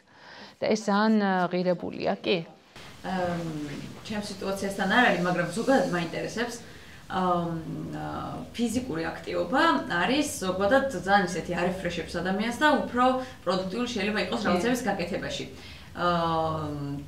ანუ რაღაც კვლევების წამიკითხავს და ისედაც დამფიქსირებია და ესეთი რამის ინტეგრირება არის თუ არა, აი ხლა თანამედროვე ორგანიზაციებში, ანუ სამუშაო გარემოში ან რაღაცნაირად თუ წაახალისებენ იმას, რომ ადამიანები უფრო ფიზიკურად აქტიურები იყვნენ, რომ ეს მერე გამოადგეთ რაღაც შედეგების მიღწევაში. ესე იგი ფიზიკური კითხვა არის, რომ ფიზიკური აქტივობის ახალისება ხდება თუ არა. ესე იგი თავმოყარე, ასე ვთქვათ, ორგანიზაციები, ვინც ამბობს, რომ თანამშრომელი ჩემთვის ღირებულია, ძალიან დიდ აქცენტს აკეთებს ეხა უკვე, ასე ვთქვათ, მენტალურ ჯანმრთელობაზე, რომლის ყველა აღიარებს, რომ ფიზიკური აქტივობის გარეშე შენი ემოციური მდგომარეობის სიჯანსაღი ძალიან რთულად მისაღწევია, იმიტომ რომ სტრესი, ჯდომა ასე შემდეგ, ასე შემდეგ. როგორ აკეთებენ მაგალითად ბენეფიტებში აძლევენ ფიტბას მაგალითად რომ იაფად იარო ან კლუბების ესე სპორტულს ან თუ აქვს ხოლმე აი CSR-ის კამპანიები ვისაც ძლიერად აქვს ხო იმათ აი ზოგადად თქვა აი რაღაც გვარი ამ ხალხის მობილიზებასაც აკეთებენ სხვა თქვა შეიძლება გარბენისთვის აქტივობები აკეთონ ასე შემდეგ ასევე იყენებენ ხოლმე ფიზიკურ აქტივობებს, მე მაგალითად ჩამიტარებია რამდენიმე ორგანიზაციაში ტანგო და ლიდერობა, ასე ვთქვათ, სადაც ტანგოს მაგალითზე ვთქვათ ვიხილავდით ლიდერობას და ვთქვათ ეგ იმდანაც შეიძლება ფიზიკურად იქ კი გაერთნენ და თან გამოძრავდნენ, მაგრამ ასევე მიხვდნენ, რომ აი ამ მოძრაობიდან რაღაც დასკვნების გაკეთება შეუძლიათ. ანუ შეიძლება სხეული ჩართულია. შეიძლება ესე ფიზიკური აქტივობა როგორ ჩვენ ჯანმრთელობის გამოიყენო, მაგრამ შეგიძლია დააკავშირო ზოგი ორგანიზაცია აკეთებს, რომ დააკავშირო მართვასთან და ამითი დააინტერესო და მე რაღაცნაირად დამოძრაოს. ზოგადად ყველა ხვდება, რომ თუ გაყინვა არის, იქ უნდა მოძრაობა დაიწყოს. ეს მოძრაობა ზოგჯერ მხოლოდ ფიზიკური მოძრაობიდანაც კი შეიძლება იყოს სასარგებლო. გათავისუფლების კულტურასთან დაკავშირებით თანამშრომლის გაცილება თუ სამსახურიდან დათხოვნა. ხო, ამასთან დაკავშირებით რა შეგვიძლია? როგორ მოხდეს? თუ როგორ მივიღოთ გაწყვეტილება თუ მე როგორ გავუშვათ? თუ აქვს კვალიფიკაციის ნაკლებობა ხო. უხეში დარღვევა არ გვაქვს. ხა თუნდაც უხეში დარღვევა ქონის ესე გათავისუფლების საფუძველი არის ხოლმე ორი, ერთი შედეგები და მეორე არის ძალიან უხეში შეუსაბამობა კულტურასთან. აი ზოგი არის რომ წამლავს გარემოს, აი რაღაცნაირად, აი ძალიან პესიმისტი ან სხვებს და მათ ყველას უფუჭებს, ასე ვთქვათ, განწყობასაც. ეხლა თუ ჩავთვლით, რომ საკანონმდებლო ყველაფერი დაცულია, ეხლა გათავისუფლების წინაპირობა არის, რომ შეატყობინო მაინც ადამიანს მისცე შანსი, რომ ასე ვთქვათ, ხო. გამართებრივი კუთხით უნდა იყოს და თუ უკვე რაც ეხება კონკრეტულად იმ ფაქტს, მან ასე ვთქვათ, ყველაზე მნიშვნელოვანი არის, რომ ადამიანი არ წავიდეს დამცირებული რა, ასე ვთქვათ. ასე ვთქვათ, ბევრი ორგანიზაცია, მოკეთ, კარგი ორგანიზაციები დიდ ყურადღებას აქცევენ, რომ ეს რო გავა, ისევ რეკომენდაცია გაუწიოს. სულ რო არაფერი ვთქვათ, სუფთად პრაგმატულად ჩვენ გჭირდება, რომ შენი კომპანიის შესახებ ცუდი შთაბეჭდილებით არ წავიდეს. ანუ რამდენადაც შეგიძლია სამართლიანი პროცესით უნდა დაასრულო ეს ყველაფერი, იმიტომ რომ ზოგჯერ არის უკან შეიძლება მოგიბრუნდეს, ნუ თუ ძალიან საშინელი სიტუაცია არ არის, ხო? არის რომ ვთქვათ, შეიძლება იმ მომენტში რაღაც შენ მიზნებს არ შეესაბამებოდა და მე დაგჭირდეს. ამიტომ საუბრისას რაც შეიძლება მეტი კონკრეტული ფაქტები, ჯერთი მართლა წინსწრებით პროცედურები თუ არის დაცული, ეს აღარ არის სიურპრიზი. პრობლემა არის, როცა არის სიურპრიზი და ეუბნები პარასკევს, როცა გამოთქმის საშუალებაც არ აქვს, ესეც მნიშვნელოვანია. პარასკევს გაშვება არ არის კარგი. იმიტომ რომ შაბათი კვირა აქვს სადარდებლად და ვერც კი ამბობს ამას. ანუ შენ უნდა მისცე საშუალება, რომ ამდენი დღე თავის ტრაგედიაში არ იყოს რა, ასე ვთქვათ. ეს ძირთადი ქცევა არის ხოლმე, რომ პარასკევს ეუბნებიან ცუდ ეს ვთქვათ სიახლეებს, მაგრამ მოკეთ ტოვებ იმას აი ამ რაღაც დარჩი და თუ რაღაც ან არ ვიცი, მოკეთ მიეც შანსი რომ შენთან კომუნიკაცია გქონდეს. და კიდე ძალიან მნიშვნელოვანია დამრჩენ, ვინც დარჩა, იმათ უთხრათ, ესე იგი, მოკეთ ვინც რჩება, მათი ღელვა იზრდება. და თან შეიძლება კონკრეტული кейსი ისე ვერ მოუყვეთ, მაგრამ აქვთ ზოგჯერ განცდა, რომ უსამართლობა მოხდა და ეშინიათ თვითონაც. და ამიტომ მნიშვნელოვნად ვარდება განწყობა. თუ უშვებთ ადამიანს ერთი რომ მას მოეკეცით პატივისცემით და მეორე ვინც დარჩა, იმათ ადეკვატური კომუნიკაცია, მათთანაც ისევ კომუნიკაციაზე მივდივართ, მაგრამ რა ვქნათ? ხო. მე მაქვს აი ამ საკითხთან დაკავშირებით შეკითხვა. როდესაც არის რომ თანამშრომელი უშვებს ძალიან, ანუ მცირე შეცდომებს უშვებს და ერთხელ ორჯერ რომ იცემ შეცდომას, ანუ მცირეა, თუმცა საბოლოო ჯამში მის ყურადღებასთან არ პასუხისმგებლიანობასთან შეიძლება დაკავშირდეს. როდესაც მსგავსი რაღაცები ხშირად ხდება. ამ შემთხვევაში აი სასიცოცხლოდ მნიშვნელოვანი პრობლემა არ არის. რაღაცები არ გადაწყდება, იმიტომ რომ ასისტენტია და მოწმდება მისი საქმე გარკვეულ დონეზე, მაგრამ პროიხარჯებ ვერენდობი საბოლოო ჯამში, იმიტომ რომ ხუჭი ლაუხსარი და მაინც იგივე შეცდომა დაუშვა ხვალ. ხო, ეს აფუჭებს ჯამში ორგანიზაციაში ვიღაც რო კარგად მუშაობს და ვიღაც ასე ინახავს ფაქტობრივად ამას, იმიტომ რომ მის საქმეს ეს აკეთებს. თანამშრომელი გასაშვებია. ჩემი აზრით, თუ ხშირად თუ გამორიცხეთ, მაგალითად, დავალების მიცემისას ბუნდოვანება. შეიძლება იმიტომ ვერ აკეთებს, რომ კონფლიქტური დავალებები აქვს და ვთქვათ, პრიორიტეტებს თქვენ თვითონვე უცვლით და მე ვეღარ ასწრებს. თუ ეგ გამორიცხეთ, თუ ვთქვათ, ასე ვთქვათ, კომპეტენციის არსებობა გამორიცხეთ, რომ შეუძლია. თუ ასევე დაელაპარაკეთ სურვილ მოტივაციასთან დაკავშირებით. мотивациაზე ეს არის დაშვება იმისი, რომ უპასუხისმგებლოა. ზოგადად ადამიანები უპასუხისმგებლოები არ არიან. რაღაცა უბიძგებთ, რომ ესე მოიქცნენ, იმიტომ რომ იცის, რომ ვნებს თავის თავს და მაინც აკეთებს. ესე იგი, რა უნდა იყოს ისეთი, რაც შინაგანად არ აკეთებინებს კარგად საქმეს რა. ანუ რაღაცის პროტესტია შეიძლება. რომ მაგალითად არ ვიცი რა, მაგრამ ბევრი ჩემ მქონია кейსები, როდესაც ბევრი სხვა რამე გამორკვეულა და როგორც კი ამას იტყვის და მე მიხვდება, რომ თქვენ ეს მოისმინეთ, გაიგეთ მისი საწუხარი, ის იწყებს კარგ ქცევას. მაგალითად, პროტესტი აქვს უშუალო ხელმძღვანელთან, ან პროტესტი აქვს თან, რა ვიცი, კოლეგა, არ ვიცი რა შეიძლება, 1000 რამე შეიძლება იყოს. მაგრამ თუ ეგ ყველაფერი გაირკვა და მაინც არ აკეთებს საქმეს, ნუ მაშინ უნდა ჩაანაცვლოთ, ხო? არ უშვებ ზუსტად დღეს ვესაუბრე მის მენეჯერს ამ თემასთან დაკავშირებით, რომ ანუ სწორი კომუნიკაცია შედგეს, მას დავალაპარაკოთ პირველ რიგში, ანუ ერთხელ იყო მცირე საუბარი და ახლა უკვე საფუძველი. ოღონდ გირჩევთ, რომ საუბარი იყოს არა ასეთი, რომ ანუ არ ესაუბროთ შეფასებებით. არ უთხრათ, რომ უპასუხისმგებლო ხარ. უთხარით, რომ ბოლო პერიოდში ISS-ის შეცდომები იყო და თვითონ როგორ ხედავს ამ სიტუაციას? მისი აზრით რამე ხო არ უშლის ხელს. უბრალოდ კითხეთ ჯერ. ეგ საუბარი საჭიროა, მაგიტომაც უნდა გავესაუბროთ პირველ რიგში, მე გარკვეული დრო მივცეთ. მე მიეცით დრო და უთხარით, რომ ეს არის დაკვირვების პერიოდი, როდესაც აი 3 თვის გამო უთხარით, რომ თქვენთვის მიუღებელია ამგვარი საქციელი, იმიტომ რომ გუნდში აფუჭებს სტანდარტსაც და ხალხის განწყობასაც და ჯამში სხვა გუნდის წევრებისთვის შედეგი სხვა დგება, ხო? ანუ ეს ნორმალურია, რომ თქვენ უთხართ და უთხარით, რომ ასევე გონიათ, რომ გამოსწორებადია და ამიტომ გვინდა რომ რაღაც პერიოდი ავიღოთ ამისთვის და ამ პერიოდის ბოლოს შევხვდეთ. აქვს, იმიტომ რომ დაუჯდები დეტალურად თუ გადის აკეთებს, მარტო თუ აკეთებს, აი ერთი და იგივე შეცდომა ეპარება. ხო, აი ეს კონკრეტული უთხარით, ზოგჯერ ადამიანი ვერ ამჩნევს თავის შეცდომას და უნდა უთხრათ ანუ შეცდომებს უშვებ ერთია, მაგრამ კონკრეტულად მაგალითად სტილისტიკაში გაქვს თუ რა ვიცი, ფორმულებში თუ ფორმატებში თუ რაში, აი ეს რო იცოდეს, ხო? დისტანციურ მუშაობასთან დაკავშირებით. ხო, გამოგჩა ეს.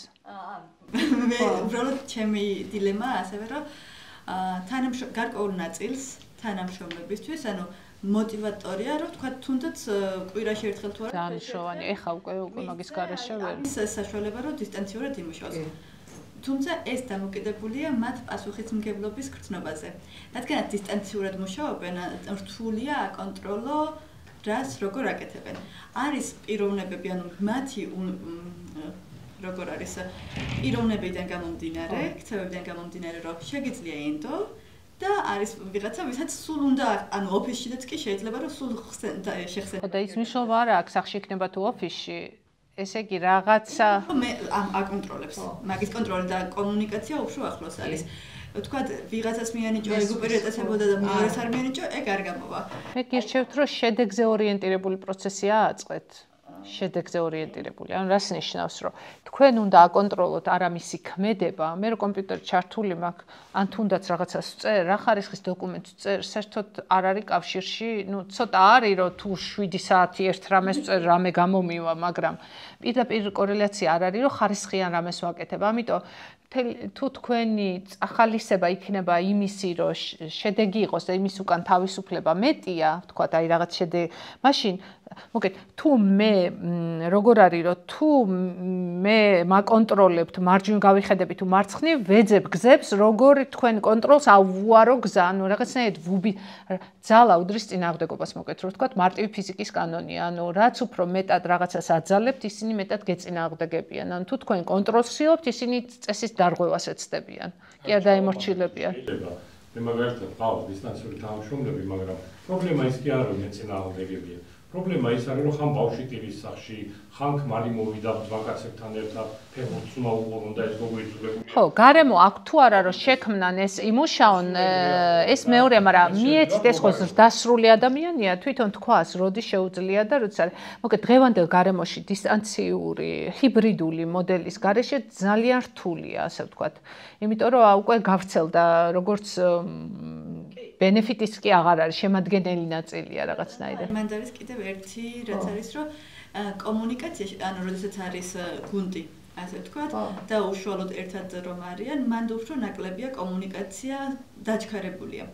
როდესაც დისტანციურად არის რო სხვადასხვა ადგილებზეა, მან უფრო ფერხ. მაშინ გეტყვით არსებობს ეგეთი მიდგომა, რომ დისტანცია უნდა თქვენ დაალაგოთ საქმიდან გამომდინარე, მაგალითად, როცა ბრეინსტორმინგისთვის უნდა შეკრიბოთ, როცა ცალკე სამუშაო აქვს, შეუძლია წავიდეს. ანუ აი, როდესაც მაგალითად COVID იყო, იქ უკვე ძალიან ბევრი თეორია გავრცელდა, როგორ უნდა მოაწყო ეს მთელი შენი ხალხის სახში გაშვება და სახში გაშვება უნდა დაყო, მის სამუშაო უნდა დაყო, გაიაზრო რა ფაზებისგან შედგება. როცა გუნდური მუშაობა შედგება, ის დღე უნდა გქონდეთ ოფისის დღე. და თქვა, რომ ამ დღეს მოვდივართ და ამას ვაკეთებთ. მაგრამ როცა მე ცალკე სამუშაო შემიძლია, ვთქვათ, ჩემთვის რაღაცები უნდა გავაკეთო, ის გაიტანოს და იმუშაოს. ანუ ნაცვლად იმისა, რომ დადგენილ დღეს ყველა ისვენებდეს, კი არა და ჰიბრიდულად. შეიძლება რომ აი ეს არჩევანი ასე გადაალაგებინოთ, რომ ანუ თქვენი პროცესი სამუშაო როგორ ლაგდება, როდის გჭირდებათ ერთად ყოფნა, ერთად იყავით, როდის გჭირდებათ, როდის აკეთებთ ხოლმე ცალკე თქვენს მუშაობას, იქ დაიშალეთ და იყავით ცალ-ცალკე, ვთქვათ. აი შინაარსიდან გამომდინარე. უნდა იყოს ალბათ ინდივიდუალურად ვის როგორ იქნება, ანუ ერთ დღეს ხო ვერ დააწესებ ასე. ხო და უნდა დააწესო, თუ კი არის რომ სჭირდებათ ერთად ყოფნა, უნდა დააწესო ის ერთი დღე ოფისის დღე. არა, ოფისის არ ვამბობ, დისტანციურად. დისტანციურად ინდივიდუალურად არის, ხო. მაგრამ ოფისის დღე უნდა იყოს.